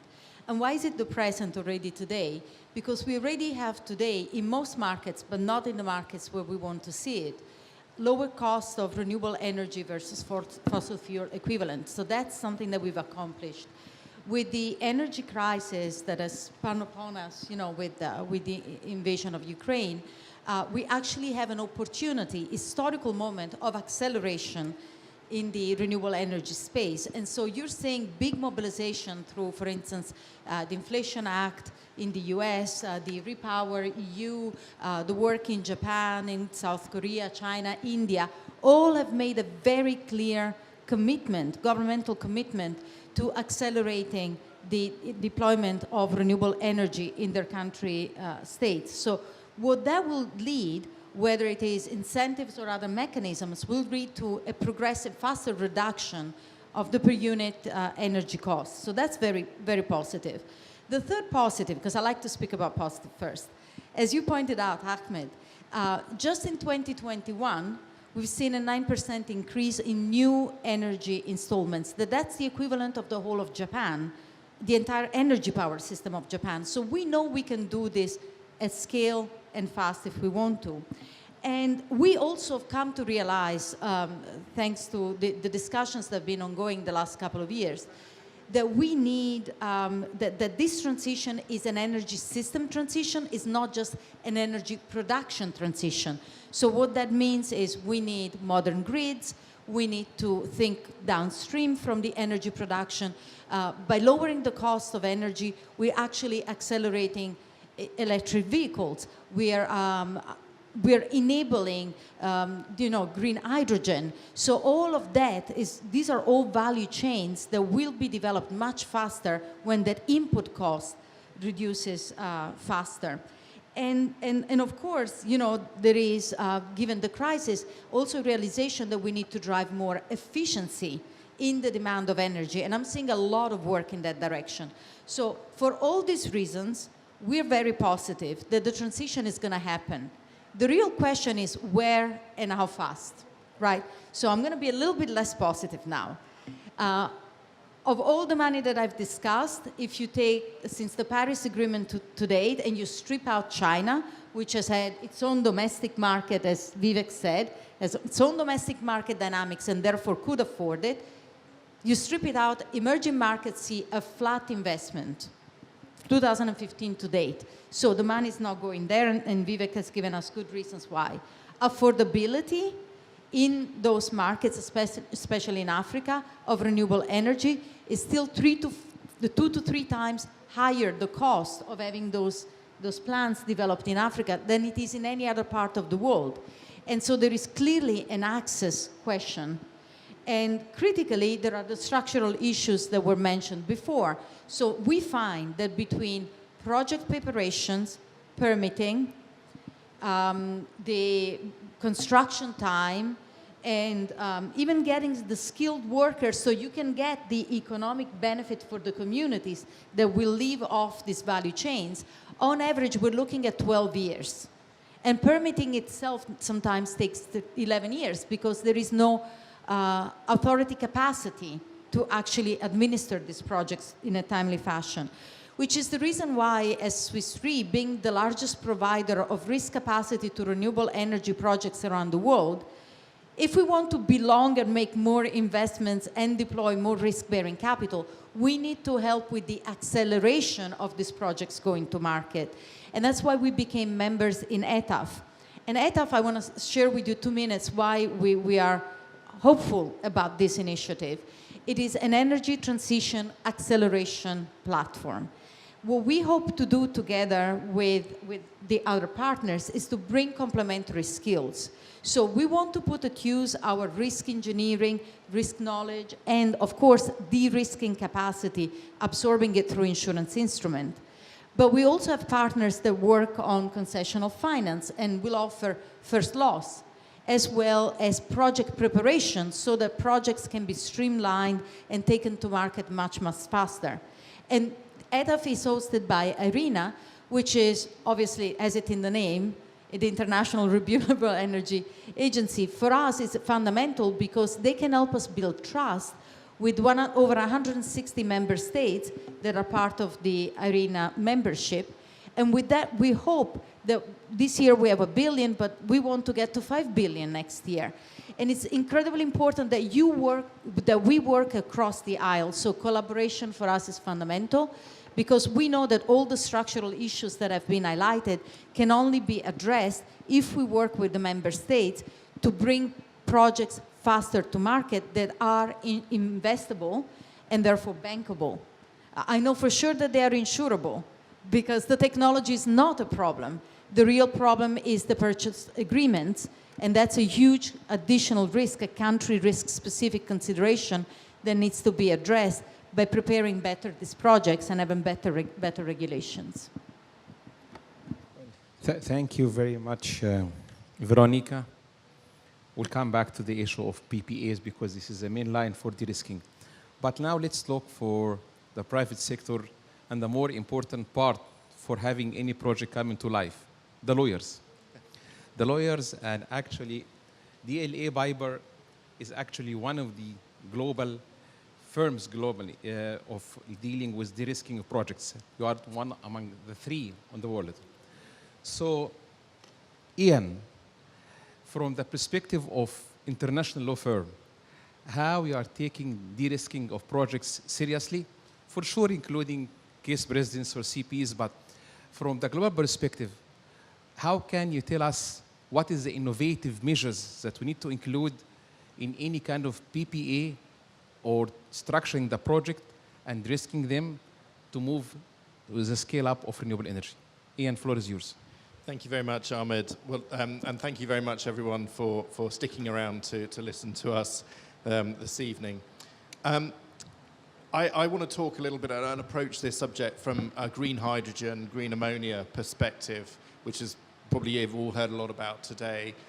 I genuinely feel that this is a fantastic opportunity for Africa as a region and specifically certain jurisdictions in Africa if we can get projects structured correctly. I don't think there's any lack of appetite amongst the capital markets to fund well-structured, innovative projects.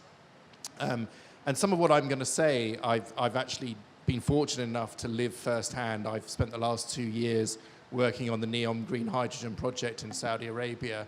So some of this is really firsthand, and that is a market-leading project. It's 2 gigawatts of electrolyzers actually under construction now.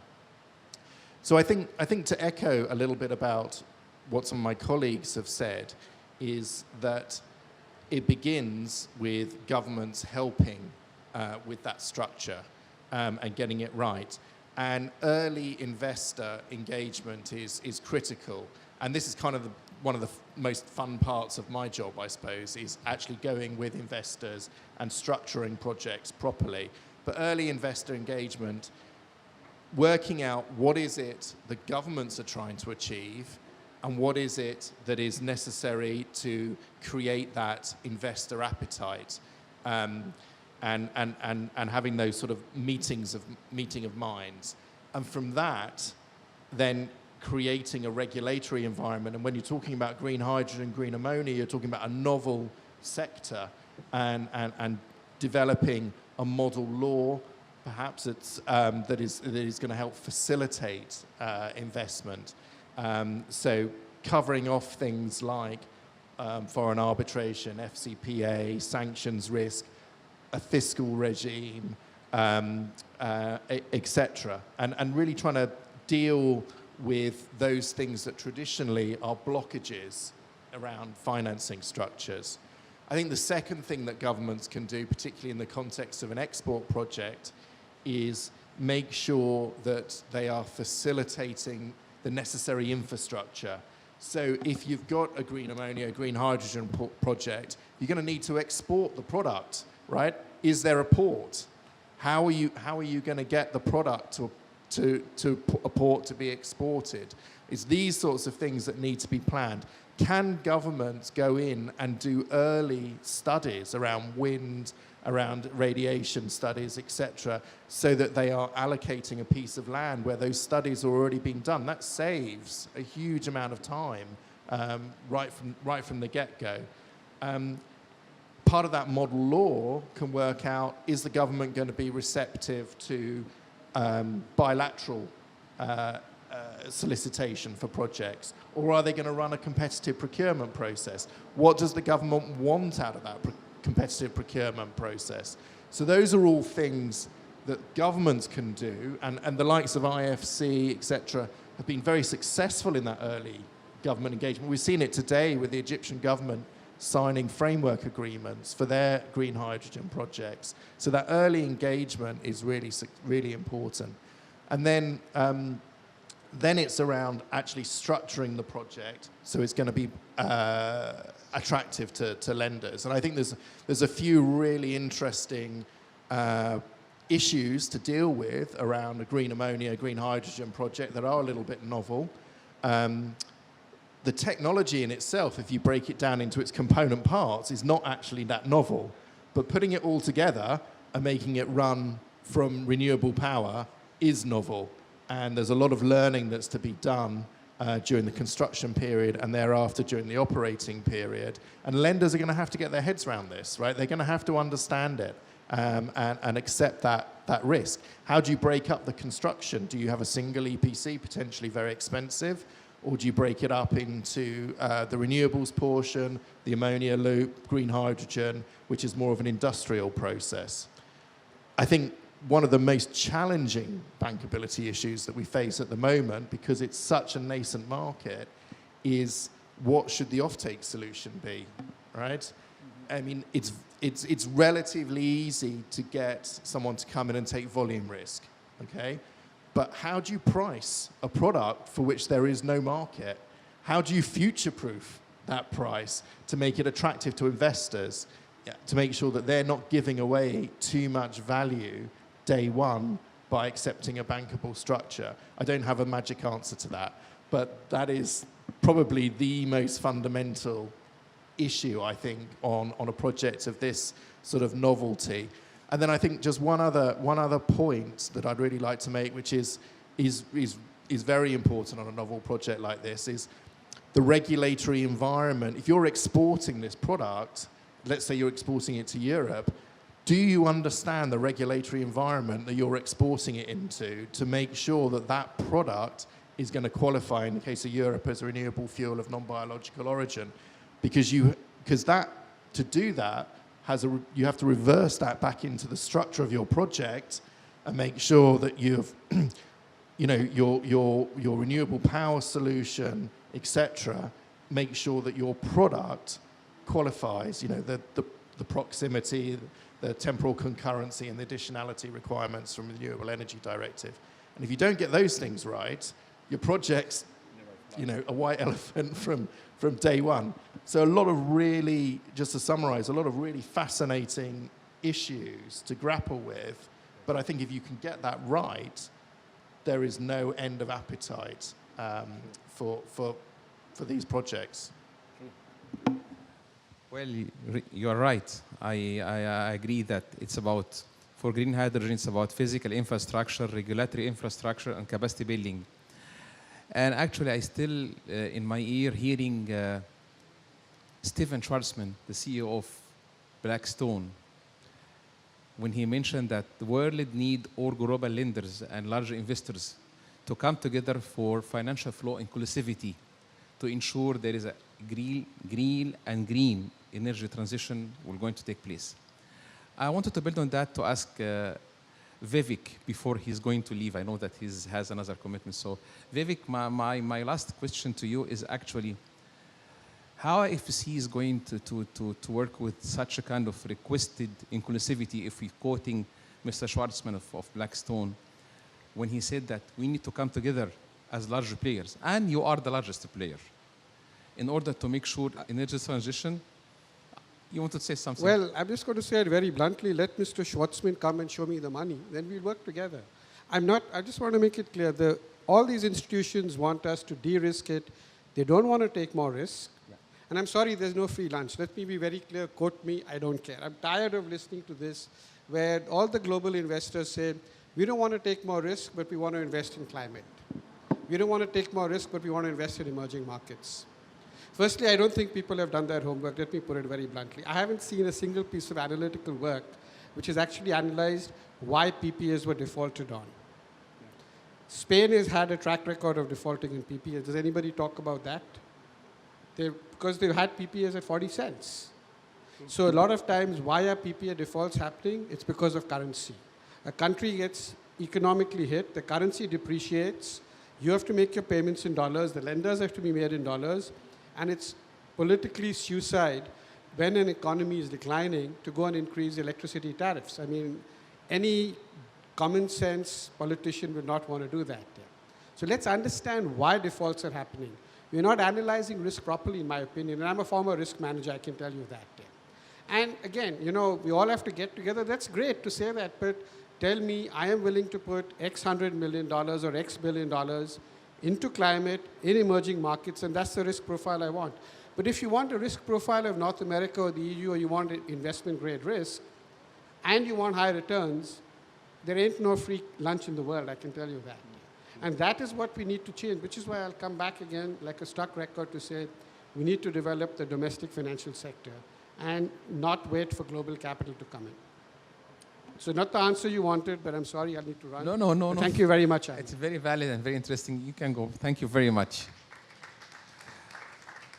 Well, I have to say that Vivek put a very valid point, and let me go back to the same point also commented earlier by Usha. Usha, you were talking about enabling environments, And that's really a key in order to make sure investment flow is going to come on gradually. So what kind of action in the ground at domestic level would you recommend to open more innovative finance opportunities for the countries to take on, specifically in Africa? Floor is yours, Osha. Thank you. And, you know, actually the answer to the question was by my colleague on the panel who gave the hydrogen example. You know, look, enabling environment is a combination of regulation, legal instruments, policy frameworks, and people always forget that, and the institutions that will support them. Because you can have wonderful frameworks done by lawyers from America, but at the end of the day, you have to have the local institutions, government institutions, ministries that will support this. Africa, you said specifically, you know, Africa needs all of that, but one of the biggest problems at UNDP that we have observed where Africa is concerned in terms of bringing in scale finance for infrastructure or for anything really, is that fiscal space is limited on the part of most of the countries. Blended finance is very, very important to have just to de-risk it to the extent possible. And when they look at innovative instruments that you're talking about, like bonds and so on and so forth, some African countries are undertaking them, but the rating that they get on the bonds results in a coupon that becomes very high and therefore economically inefficient for the company to go forward with innovative instruments. We are looking at instruments such as debt for X swaps, whether it's nature or anything else. Again, it comes down to how is the country perceived in terms of risk, what is the kind of credit rating that it could possibly get, and is there the enabling environment, as I've described, that will support money coming into that economy. So we are at UNDP working very closely with a number of African countries, including here in Egypt, I believe, to put in place a few things. If they don't have it, a regulatory and legal and institutional framework that works. Number two, a blended finance that takes into account, as I think Vivek was saying, national financing sources as well as international financing sources, public and private, through the mechanism that we have, which we call the INFF, or Integrated National Financing Frameworks. These are frameworks that look at all types and all sources of money that can be brought in to finance projects, whether it's renewable energy or any other type of project in this space. And finally, we also try to bring in structures from other countries and adapt it to the country that we're working in. Why is this important? Because if a country just looks inside its borders, it doesn't see the innovation sometimes. It doesn't see the risk mitigation mechanisms that exist. So once you bring them in, we also work in transferring that kind of knowledge, risk transfer mechanisms, etc., in order to make sure that projects get funded. Thank you very much for informing for the INFF model. I think it's one of the new innovative tools. I myself, I'm going to look at it once it's going to happen, and we'll see how can we work together. We already partner with the Climate Investment Platform, and we can take it further. Hong, if you're talking basically back to the very important part, helping the countries building their capacity on how to take project and the very strong hand of support that GCF is providing, what do you see as another innovative measure, I wouldn't say financing, that GCF would stress more within your variable and very comprehensive tools of support to the countries? Which one do you see now more needed than ever, within the fact that IPCC mentioned this is second to none opportunity to move further, saving the planet? Hong, please, floor is yours. Great. Thanks, Hamid. And thanks for the surprise question. You're always a good challenge for my brain. I guess when I think about some of the discussions that we've had thus far, I think we're all in agreement that there's an urgency, and how do we really catalyze And I do think about the trillions of dollars in private investments, right? So flipping some of the statistics that you showed at the beginning, you know, there's over $100 trillion in private investments, and so little of it goes to climate finance. And why is that? And I think that one of the things that we really need to do as the GCF, and one of the reasons why it's so important, and I know that you know, certain speakers have been very, very vocal about this, that, you know, you just make it bankable, and therefore, but there is a lot of history in the developed countries' capital markets, and it is very deep. And how do you change that behavior is going to be really important. And so the instruments that are used should be deliberate to change that behavior. First loss is not just to say, oh, you know, we're going to redistribute that risk. And I am not a big fan of using the word de-risking. Private sector makes money on taking risks, but they will decide what risks they're willing to take. And so how do we reallocate that risk to change behavior? And that's where financial instruments are really important to do that. The other thing I will say is that it is really important to acknowledge that climate finance is still an incredibly young sector, a young industry. And if you think about it, it's probably about 15 years old, right? Maybe a little bit longer. But what also happened about 15 years ago was the financial crisis. And we are about to embark on a period where there will be real rates eventually. And for some of, I'm looking out the audience, and some of the folks out in the audience probably have never experienced what a real rate environment really is. And so, and that is a lot of risk to developing countries as they do face a rising rate environment. And yet their own local capital markets is not deep enough to take that offtake. And so it is really important to create an off-taking market, as you've said, Ian. And it's an important indication, particularly for private sector, because no private sector will hold, you know, forever, right? That's what public sector do. Private sector are looking for off-takers. They are looking to take profit. And so we've got to create that enabling environment to, you know, whether that's the bond market, whether that's a repo market, but that is something that we absolutely have to look at. So one of the instruments, and I know I'm being long-winded, but one of the instruments that we do think about, and something that we had actually created just recently, it was just recently approved. I love this project so much, but it was an investment, an equity investment into a guarantee company. And this guarantee company, what it does is that it takes on our investments, and we're doing it jointly with the UK, and it has already been approved under Moody's to receive. It should have received a AA minus. It's receiving a BBB plus because that's the maximum that Moody's will do for startups. But what happens is that it provides guarantees to local corporates. That allows local corporates to then access much cheaper financing. And this is where it can be really a virtuous circle, because you're supporting local corporates access. And what I mean is that we give them guarantees. They take on the persona of the guarantee company, which is at the BBB plus level. And now where they would normally be capped at their own country's level of, let's say, BB minus, they're now able to access financing at BBB plus. So going from junk bond status to an investable grade.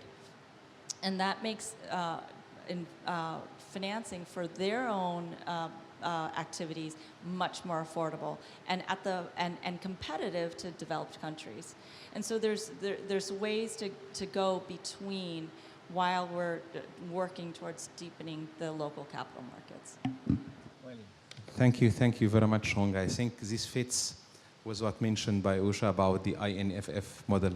I think Usha was communicating with my eyes. She wanted to leave. I think you have that commitment. Yeah, please.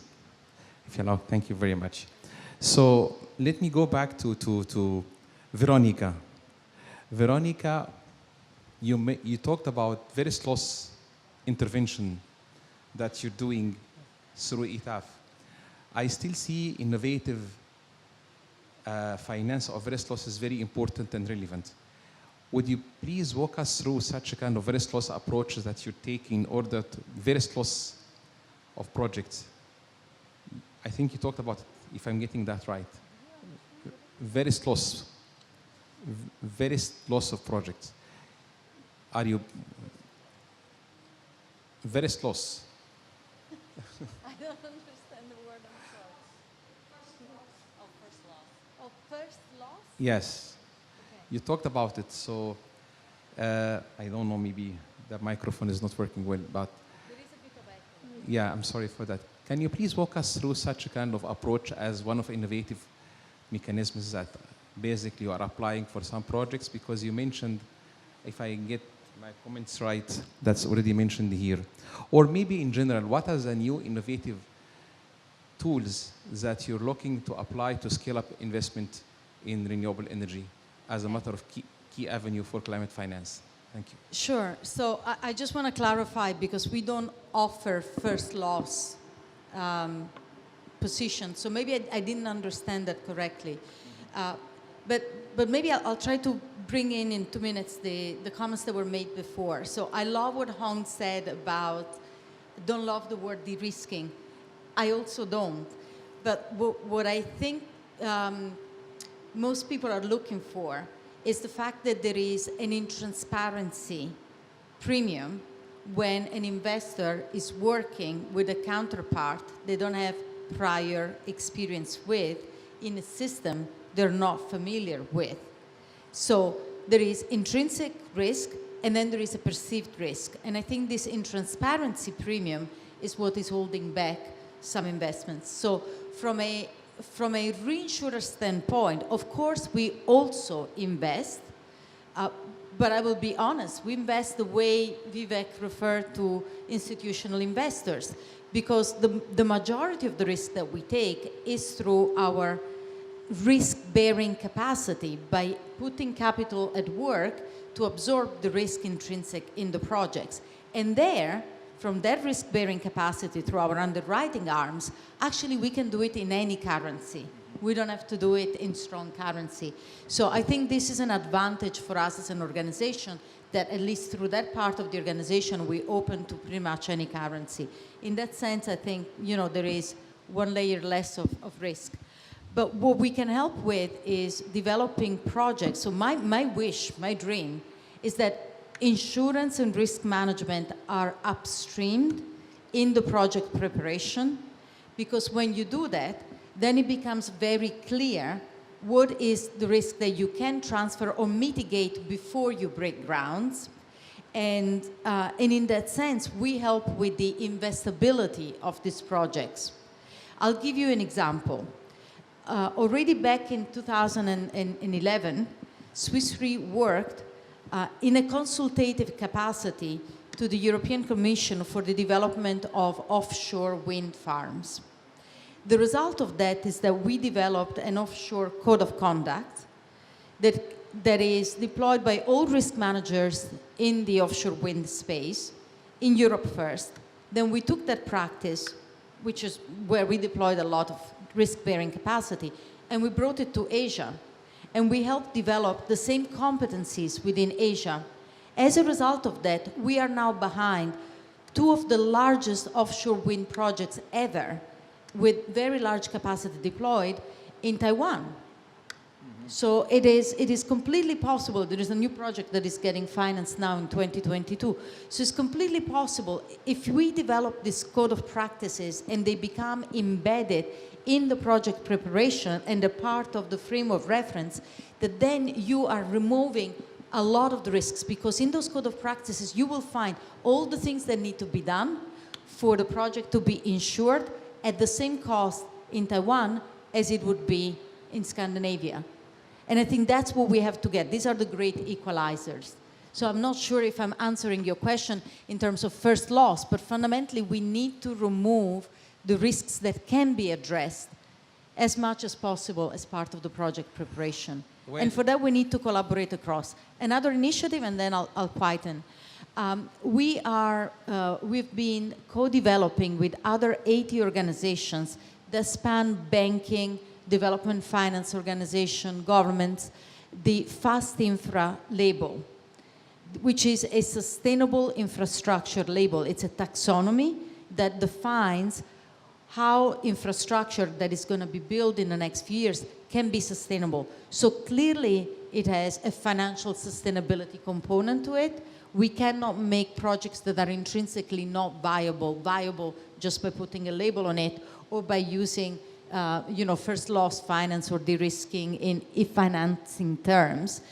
It's not going to be sustainable over time. But what we also need to remember is that this project operates in economic systems.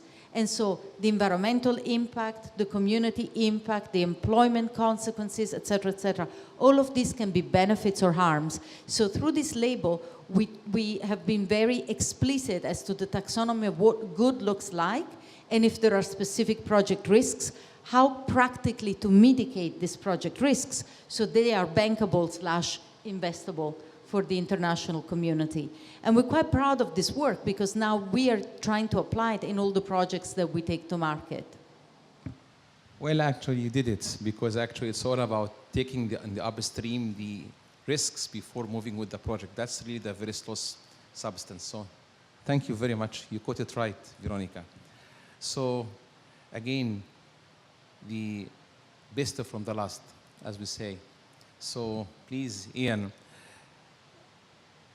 you talked very clearly about the need that there are several measures that had to be included in the most important part of any deal, which is the PPA.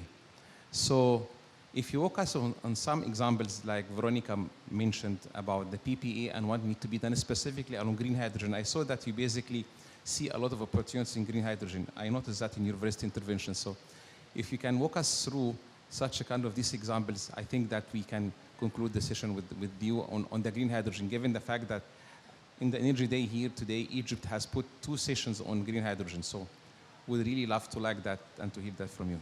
Thank you. Well, look, I do like talking about risk, I suppose, and de-risking, and I suppose if we didn't talk about it, I probably wouldn't have a job.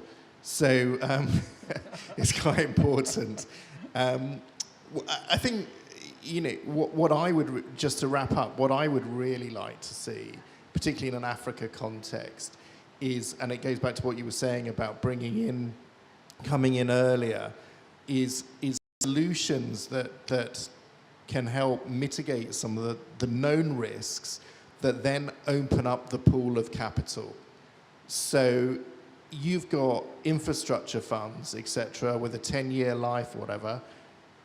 They're very nervous about doing complicated projects in Africa because of the time it takes to develop the project, construct the project, and then their potential exit after 10 years. So if the community can develop solutions that help compress that timetable and take some of those issues off the table, I mean, a really good example of that maybe is construction risk, because some of these potential sources of funding, like the pension funds, etc., cannot take that, or they cannot offer guarantees.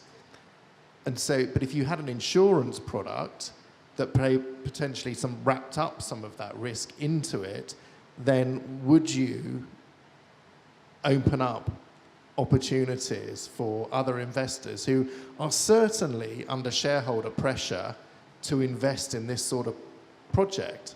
And I think that's, if I can have the last word, that is what I would love to see, and I think that would be brilliant for the continent. And I go back to what I said first of all. I think this energy transition, yes, domestically important, but as a form of developing economies and bringing money into those economies in these emerging markets and getting them to middle income, if I'm taking my lawyer hat off for a minute, I think that's a fantastic opportunity and a great story potentially. Well, I agree with you. That would be really fantastic for the continent. But we all know that it's very, let me quote Hong when she mentioned that if the climate finance industry is very premature and it's only 15 years, green hydrogen is very still starting to walk on its legs. So it's very, very new. So I would love, before I die, to see green hydrogen is really coming to life. I'm 55. But yes, I agree with you. That would be fantastic. Well, I wouldn't take long from the audience. Thank you very much for the session. And thank you very much for attending and for your active listening. I would like to to thank all our panelists. And thank you very much, Veronica, Hong, and Ian. Thank you very much.